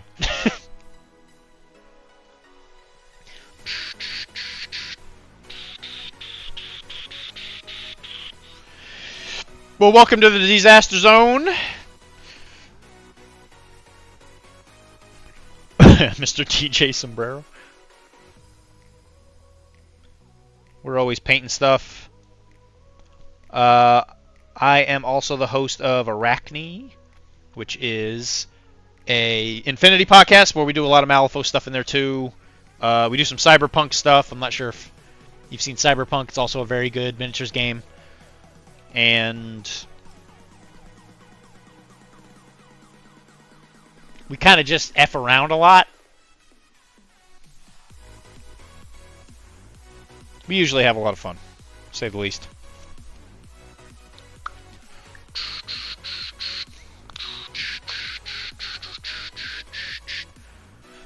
You were not here earlier, obviously, so we finished this little lady earlier today.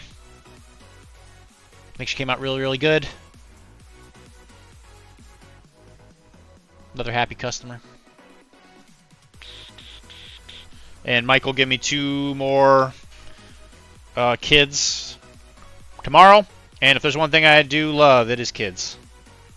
I love kids. Love kids.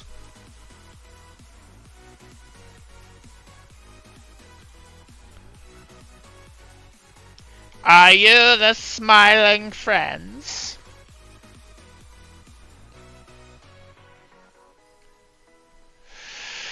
Jasmine!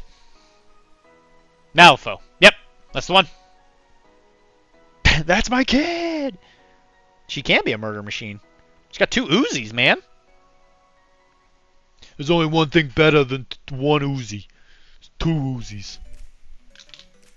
Although they may not be Uzis. Those might be, at this point in the lore, I don't know. It's probably not an Uzi.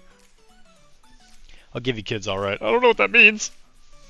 What does that mean? Dad? +1 to her shooting when in the open. Oh, that's right. Yeah. That's right. I remember reading that. I was like, girl, you nasty. Oh, you a nasty girl.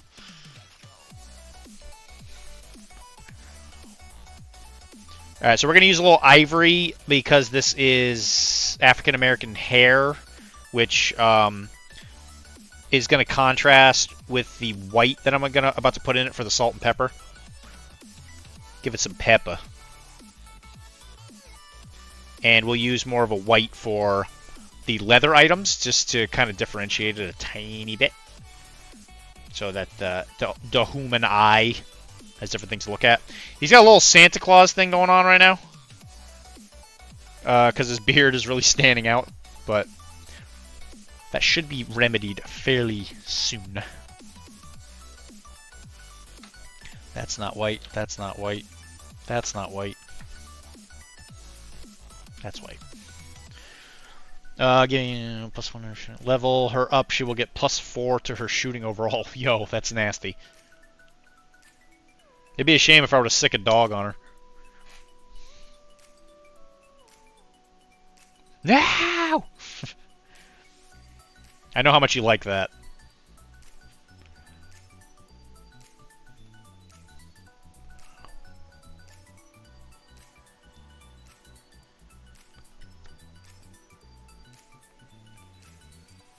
What's your game of choice, Mr. DJ Sombrero?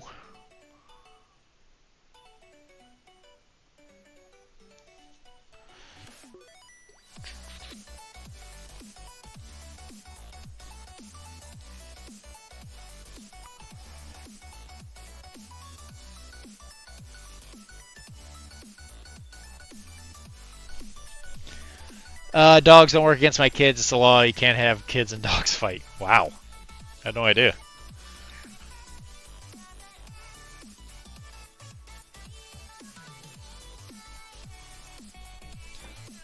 Well, as the inventor of laws, because I play the cops, I veto that law. What now, Buster Brown? It's Soup's law. Oh, yeah? Well, your laws have no power here. In the planetarium insanitarium.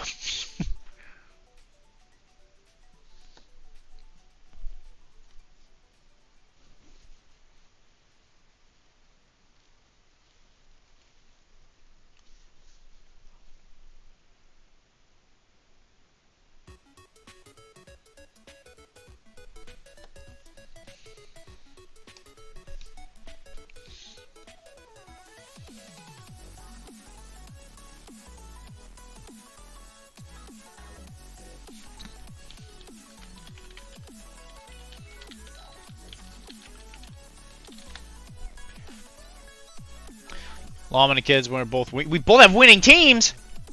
What, girl? I'm a winner. You're a winner.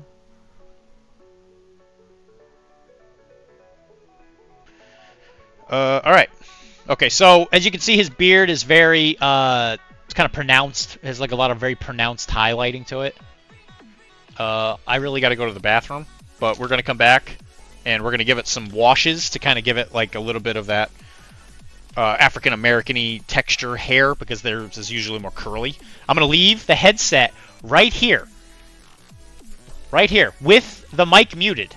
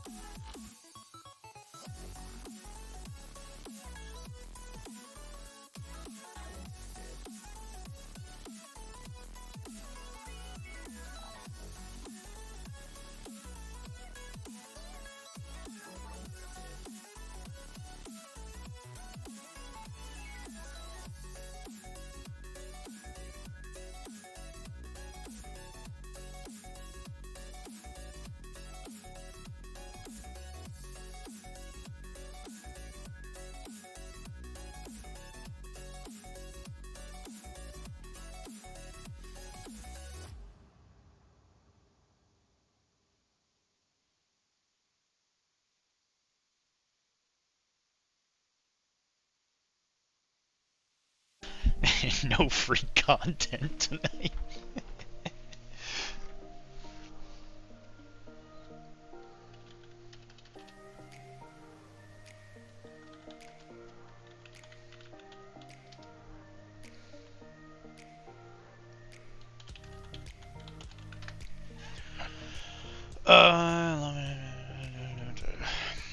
Okay.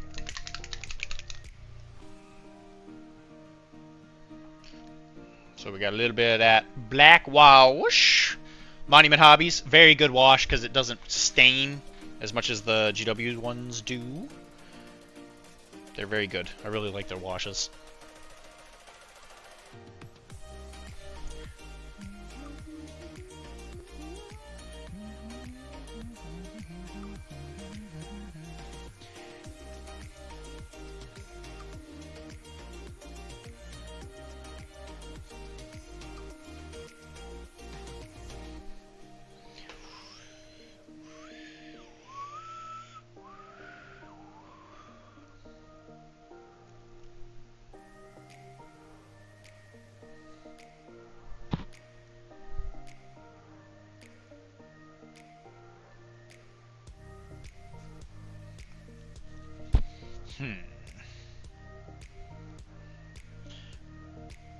Might actually need a little transparent black, actually.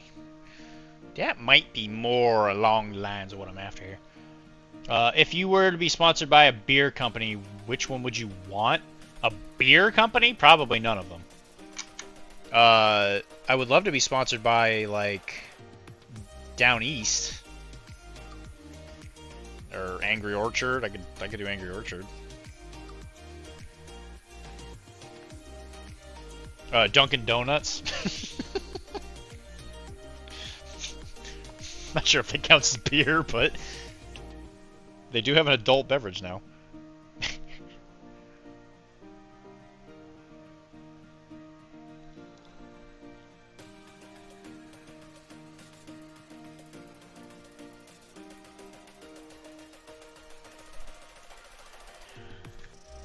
Beer company is the option.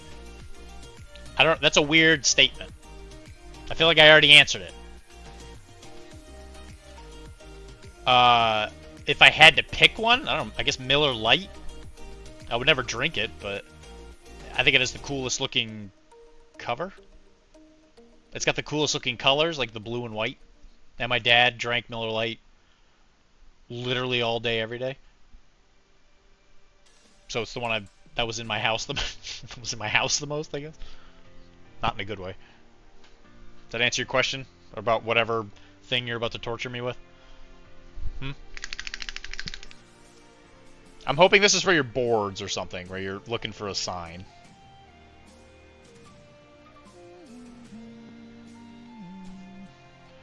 Miller High Life Champagne of beers. My dad drank a lot of Miller Lite. So we would have saved a lot of money if we were sponsored by Miller with me growing up. Alright, so we're going to do a little salt and pepper, and actually, I probably don't even want that. I probably want more of a gray. Like a bright gray.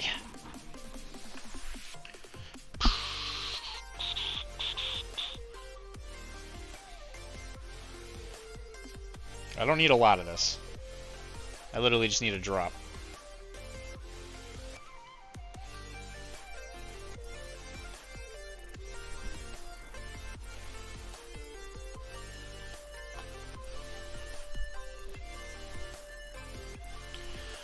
Miller Lite, the college kids' beer choice. Yeah, it sure is. I don't think my dad ever grew out of it. Alright, so we're going to take some of this high brightness gray. And we are just going to kind of just flick it around, you know?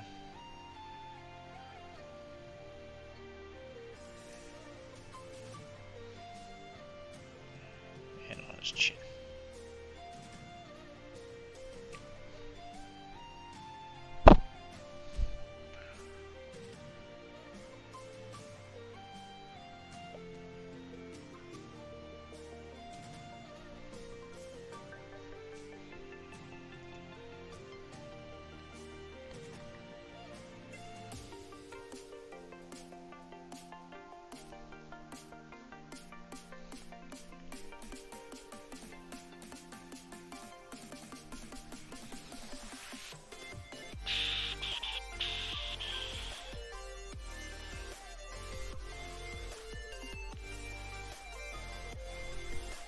Does this read as salt and pepper?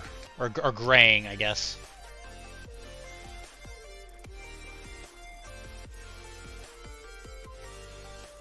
I'm going to tone it down just a tiny bit. It might be a little too bright, but...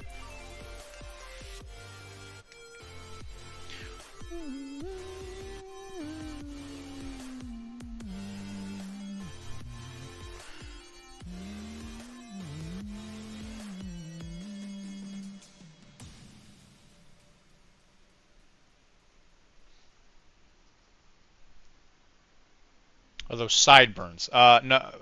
Well, yeah, he's got a full beard.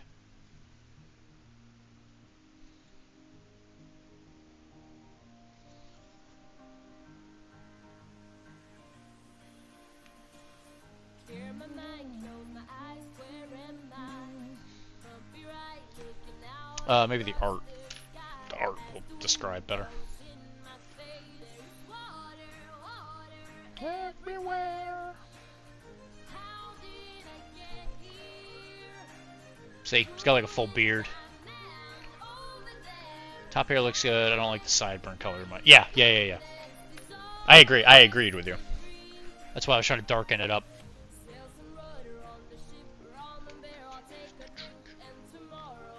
I won't remember a thing. I think I need to tone it down a little bit more.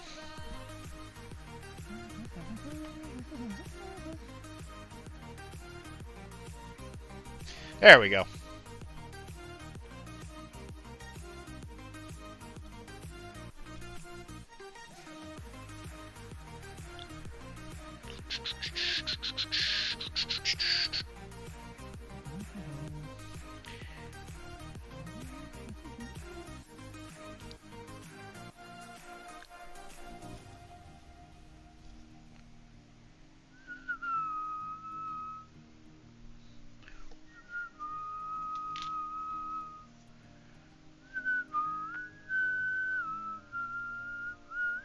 How's that?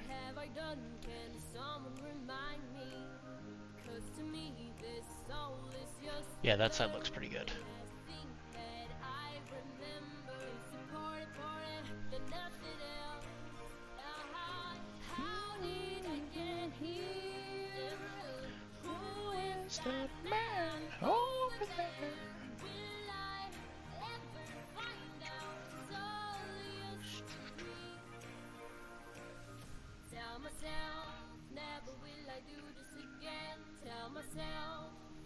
Left side needs a little more work.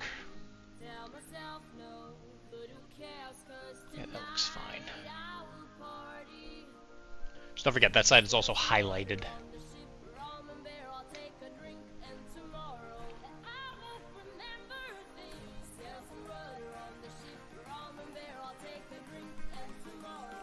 We'll be hungover.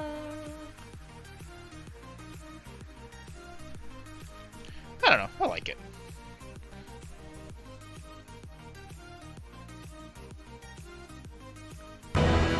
Jeez.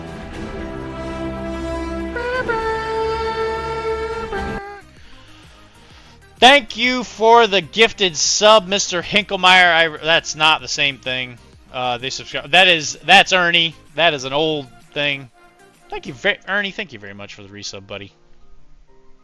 4 months. Is that how long I've been doing this? I guess it has been 4 months. That's crazy. I would like to eventually invest in a camera that gets closer to the ground. Like, I feel like you guys have a lot of trouble seeing the model. Like, that is what I would like to see improved. But I'm working on it.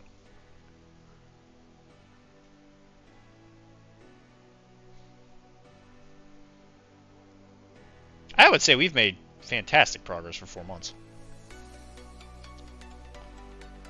Mostly because it's people that I knew before I started doing this anyway, but I appreciate it nonetheless.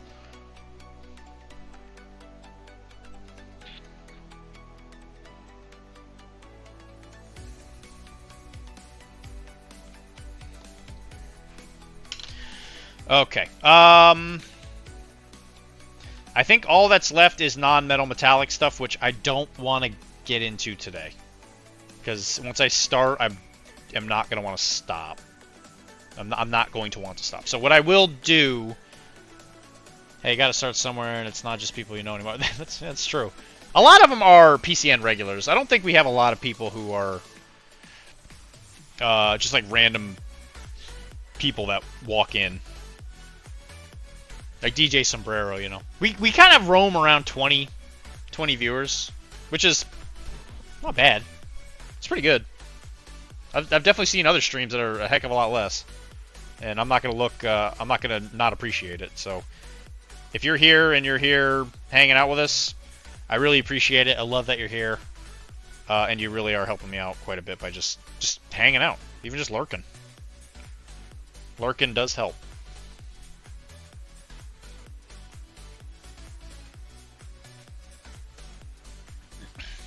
And my hope is to do even more stuff to get more people interested in coming and hanging out with us.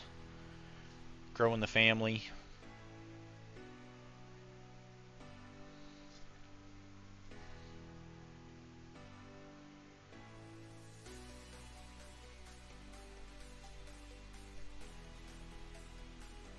Yes, you need a better camera that shows the def. Yeah, 100% agree. I could. It's not like this was a bad investment camera-wise either, because I can use this for other stuff. I think, because I would like to do battle report stuff in the future, and this would be really good camera for either like a dice tray or like an area where we flip cards for like Malifaux. Meowifo. So not a bad investment by any means, but definitely have found the limitation. What camera do you have? This is a it's called a Fancy. Nope, that's not the right thing. It is a CZUR Fancy.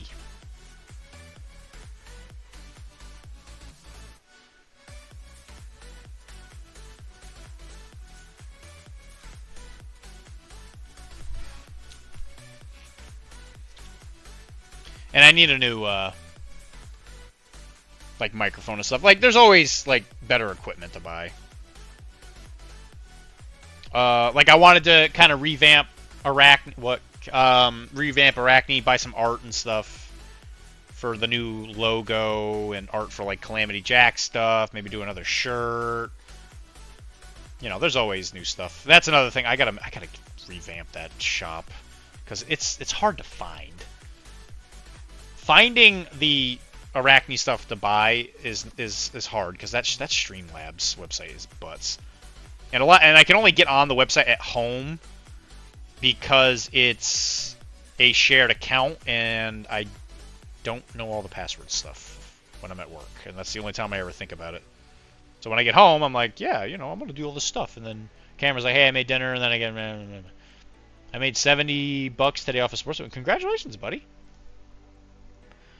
Is it esports or actual, or like, I don't want to say actual sports. That's kind of negging. Or is it regular sports or esports?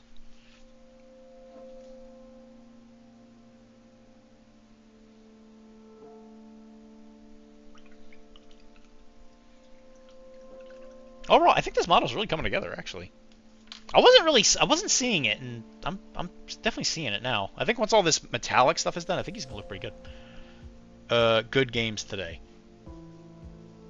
Football. Good games today. I don't know if that's a reference to. Well, congratulations. I am not good at the sports ball, so you probably did a heck of a lot better than I would have.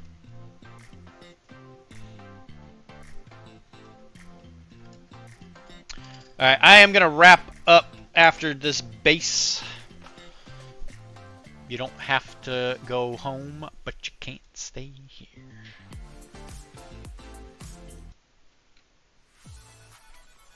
Hey, Mike, find anybody that's worth raiding. Both games have a heavy favorite. Actually, no, I don't think I can raid because I am not in the channel thing. Never mind, because I have to be in a different channel, and I can't get the authentication thing. Both games had a heavy favorite, and I put money on it to make safe-ish money. I'm already home. I don't know what that means.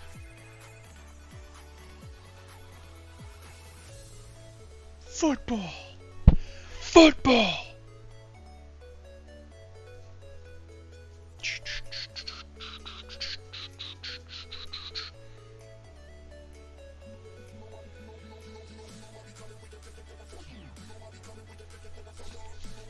Alright, so next week, I'm waiting for this to dry so I can dry brush.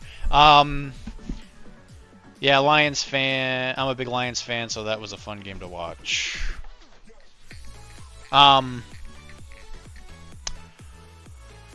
Next week, hopefully we'll be doing New Infinity. And that'll be awesome. New Infinity. Pink JSA doing Spider Clan. And after that, honestly, we'll probably do that for a couple weeks. Because there's a lot of stuff in there. I'll probably paint the Pano stuff. We'll see. Because I'm not sure what... I'm not even sure... Because I know Ernie wants it, but... I don't know if Ernie wants to play Pano. I don't know what's going on with that, but I'm sure he'll tell me. I'm sure it'll be some weird color. It's going to be like Tangelo and purple. Whatever weird crap he wants. Nice to see the Lions and I get screwed by the refs.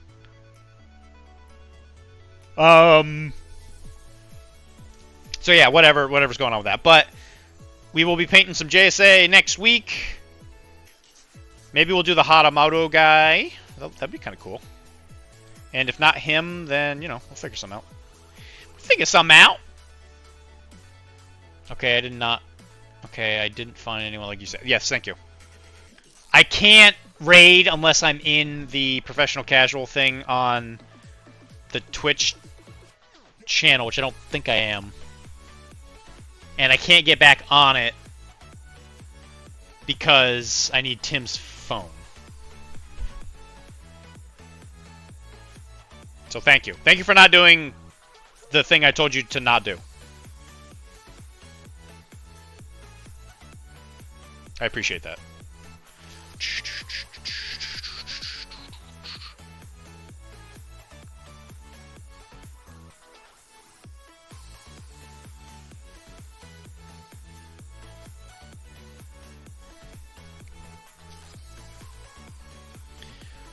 Mail it to you. He doesn't need his phone. Yeah, his phone. Yeah, you're probably right.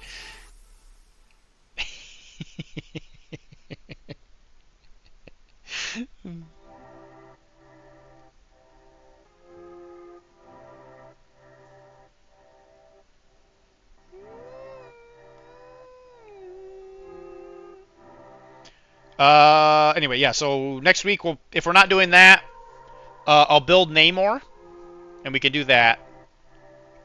That'll probably take us both days, honestly. And then maybe we'll wrap up another Star Wars model if I haven't worked on any up to that point. Since Kara's not here for a week, I am not supervised, so that means I'm probably going to paint a lot.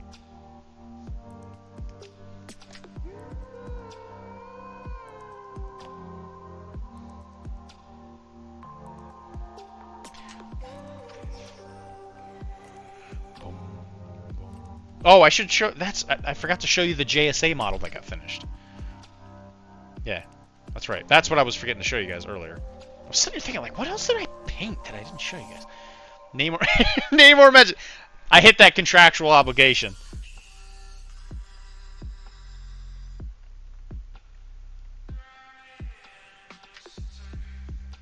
I have a very strict quota that I gotta meet.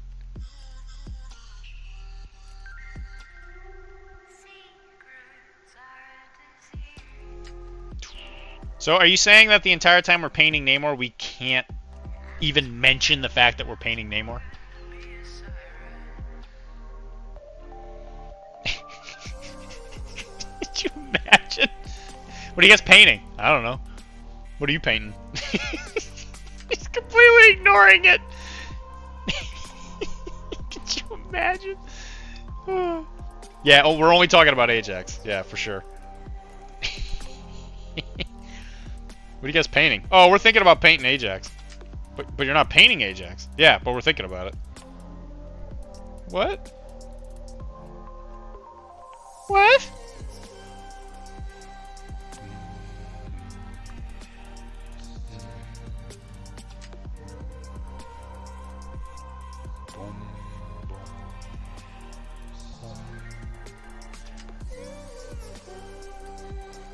It is rude. That's true. We're trying to do things our way here, and they come in here and tell us what we should and shouldn't do. Sheesh. People these days. Boom. Boom. Boom. Boom.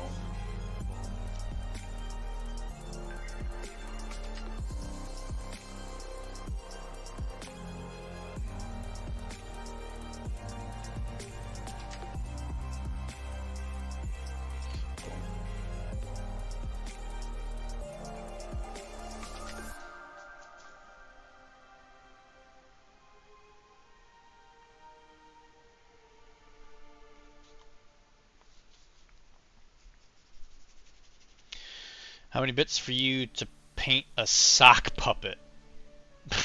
I don't feel like that would be that hard.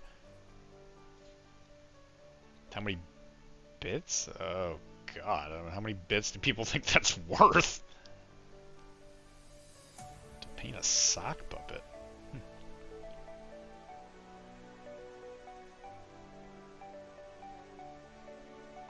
Let me ask my bits guy. Hey, Ernie, how many bits is that worth?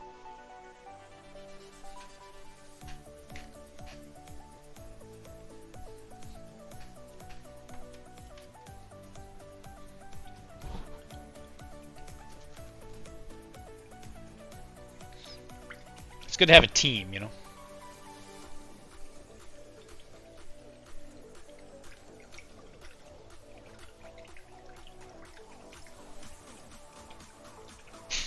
Paint a sock puppet.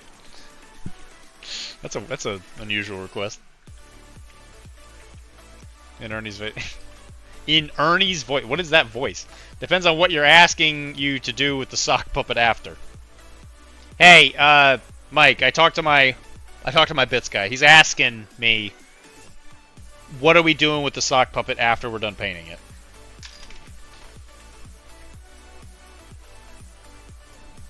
He's a bit of an old codger, my bits guy, so you're gonna have to speak his language. But don't worry, anything you say to me is confidential. I won't tell him you said it.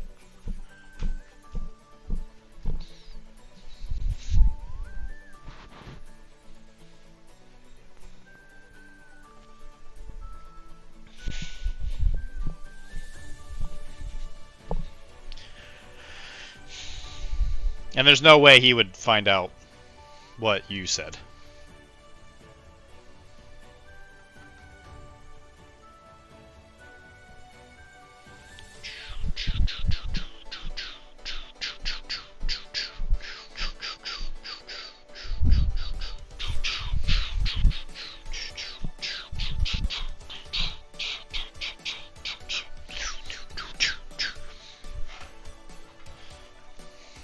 The real expense is paying to have him crochet the sock first. I don't know, it's not on my hand. What am I gonna do with the sock puppet? Alright, this is getting pretty complicated. I don't know if I feel equipped to answer these questions. I might have to get in touch with my lawyer. I'm gonna talk to my lawyer guy. Hey,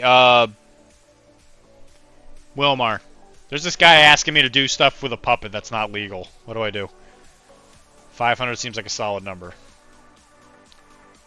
We're going to need a project proposal for a simple design. Let's go! How much money is 500 bits, right? Because I thought for the longest time that bits were you just take away the zero, so 500 bits would be like 50 cents. But from what I understand, that's not what it is. I should do it. All right, hey, Mike, my lawyer says that we're good. Like legally speaking, we're synced. We're good. About 10. So what? Like a bit is like what, 2 cents? Give or take.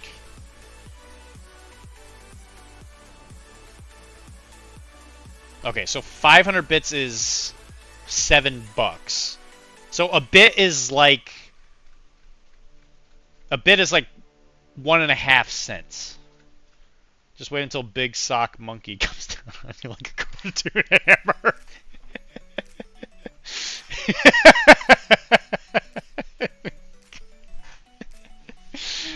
I'll keep that in mind. Anyway, before you guys distract me some more.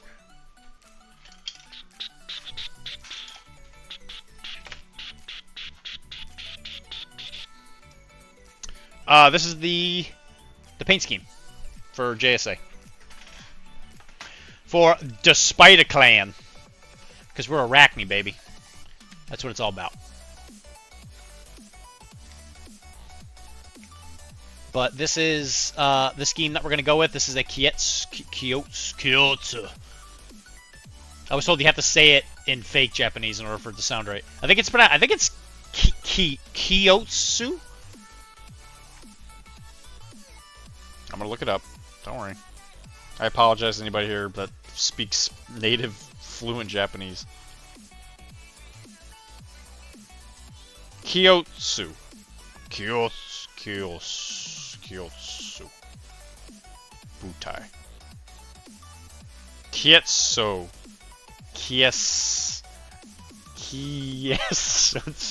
Kiesotsu. Oh gosh. Oh no. I'm embarrassing myself. The Line Troopers. This is the Line Trooper. Line Trooper Butai. I can say Butai. That's easy. Kiesotsu? Anyway, so it's based on Spider Clan from L5R, roughly speaking. So all the clothes is going to be white, and all the armor is going to be black. So the black, the gimmick is going to be, I'm using that this blacker than black times infinity thing. This stuff, the blackest paint in the universe. It's pretty dark. I don't know what should I ask her. Ask her opinion of Achilles' betrayal. Huh.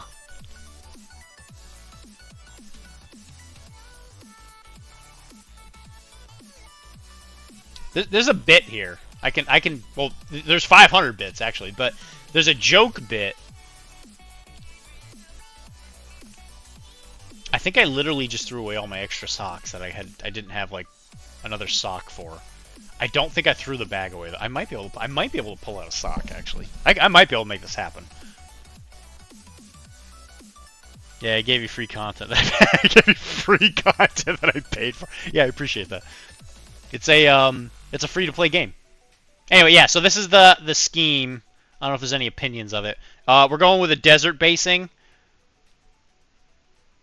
And I thought that the black was a cool idea because it's really dark. And I was thinking, if we're going Spider Clan, we might as well go full send on it. His fade came out really good on his head. So, I don't know. I think it looks pretty good. I freehanded little spiders. Desert basing because they found by themselves. Completely by themselves, they found a desert planet and got permission to colonize it. Yes, the one and the same. How did you know? Because they found by themselves a desert planet. Oh god, they sure did. Because they found by themselves.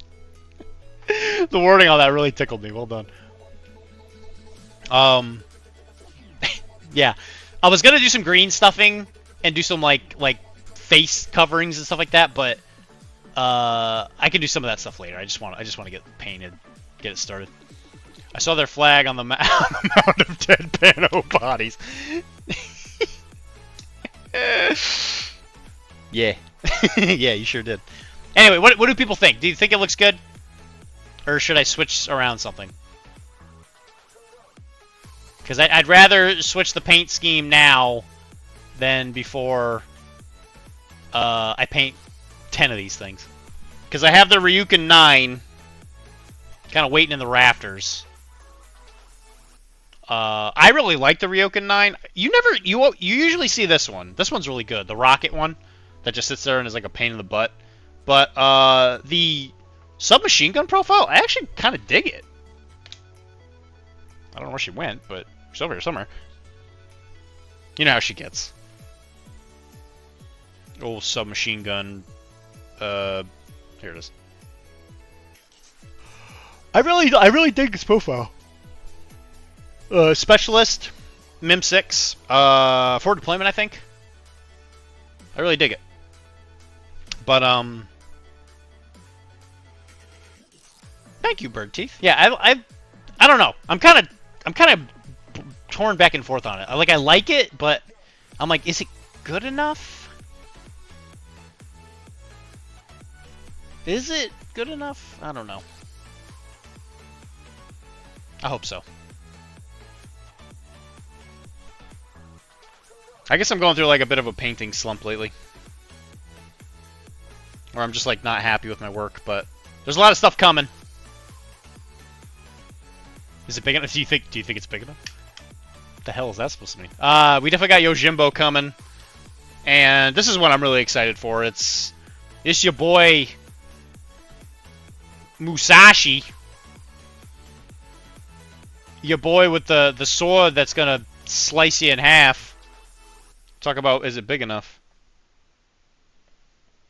But yeah, so that's kind of a preview of coming attractions. So I hope you guys are excited. But if you guys think I should switch, like now is when I need to know if I need to switch this paint scheme. Like, should I go black and white or should I go another clan?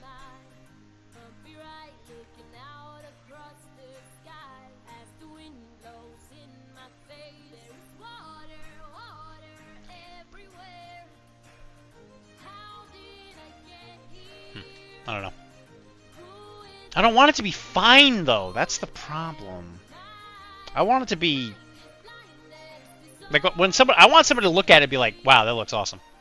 I need to see 9 more models before I can give any more info. Alright, well, we'll see. And then as soon as I finish the finishing touches on that last one, you're like, this looks awful. I hated it since the beginning. I didn't want to say anything, but I think it's awful. Yeah, I know it does. I know it does look good. I don't know. I'm having trouble accepting it. Welcome to my brain. But guys, thank you very much for joining me. As always, I absolutely love you guys. I got to go through the spiel. Make sure you go to Patreon, Professional Casual Network 1, if you want to help me out specifically. It is the Digital Nomad tier.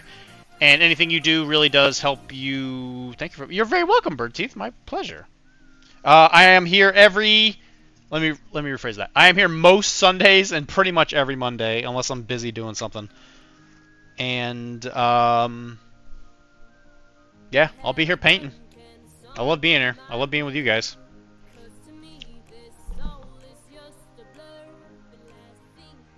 And don't forget the other things that Tim does during the week on the stream. He plays games. He's been playing some like duck game lately. That's like Rust. Or have an HVT model of a tumbleweed. that's actually a pretty good idea. that's not a bad idea actually. Mike, you make me laugh. I love it. Stop distracting me. I am the host of Arachne, the Infinity podcast, where we talk about Infinity, Malifaux, and now we're talking about Through the Breach, which is the Malifaux live play podcast that we're doing. Somebody did ask me if I was leaving PCN today. I am not. It was just that there was a different network that it didn't work at. It's a whole thing. So if you listen to it and it sounds like it's not PCN, it's not, but it's a whole thing. Calamity Jack HVT win. It is something I've been brainstorming. I might have to actually make them for one of the events I do. Maybe the first N5 event we do. I wonder if it'd be possible to make one. I have played around with the idea. That'd be sick. But anything else that would be good for me to tell you guys? Tip your waiters if it's your birthday. Happy birthday, Wilmar. Happy birthday, buddy. And I guess I'll talk to you guys later. I gotta get ready for Betty bye. It's only me. I gotta wake up extra early to walk the dogs and feed them and all that stuff. Happy birthday. Yeah, Wilmar's getting up there. Thanks, thanks, bud.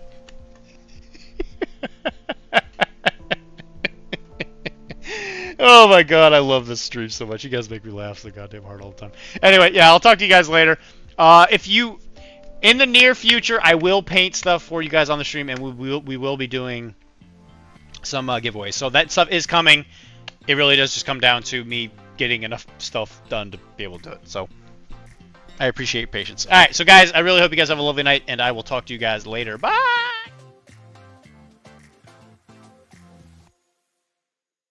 How's your married? Oh yeah, I saw all the new stuff in WoW.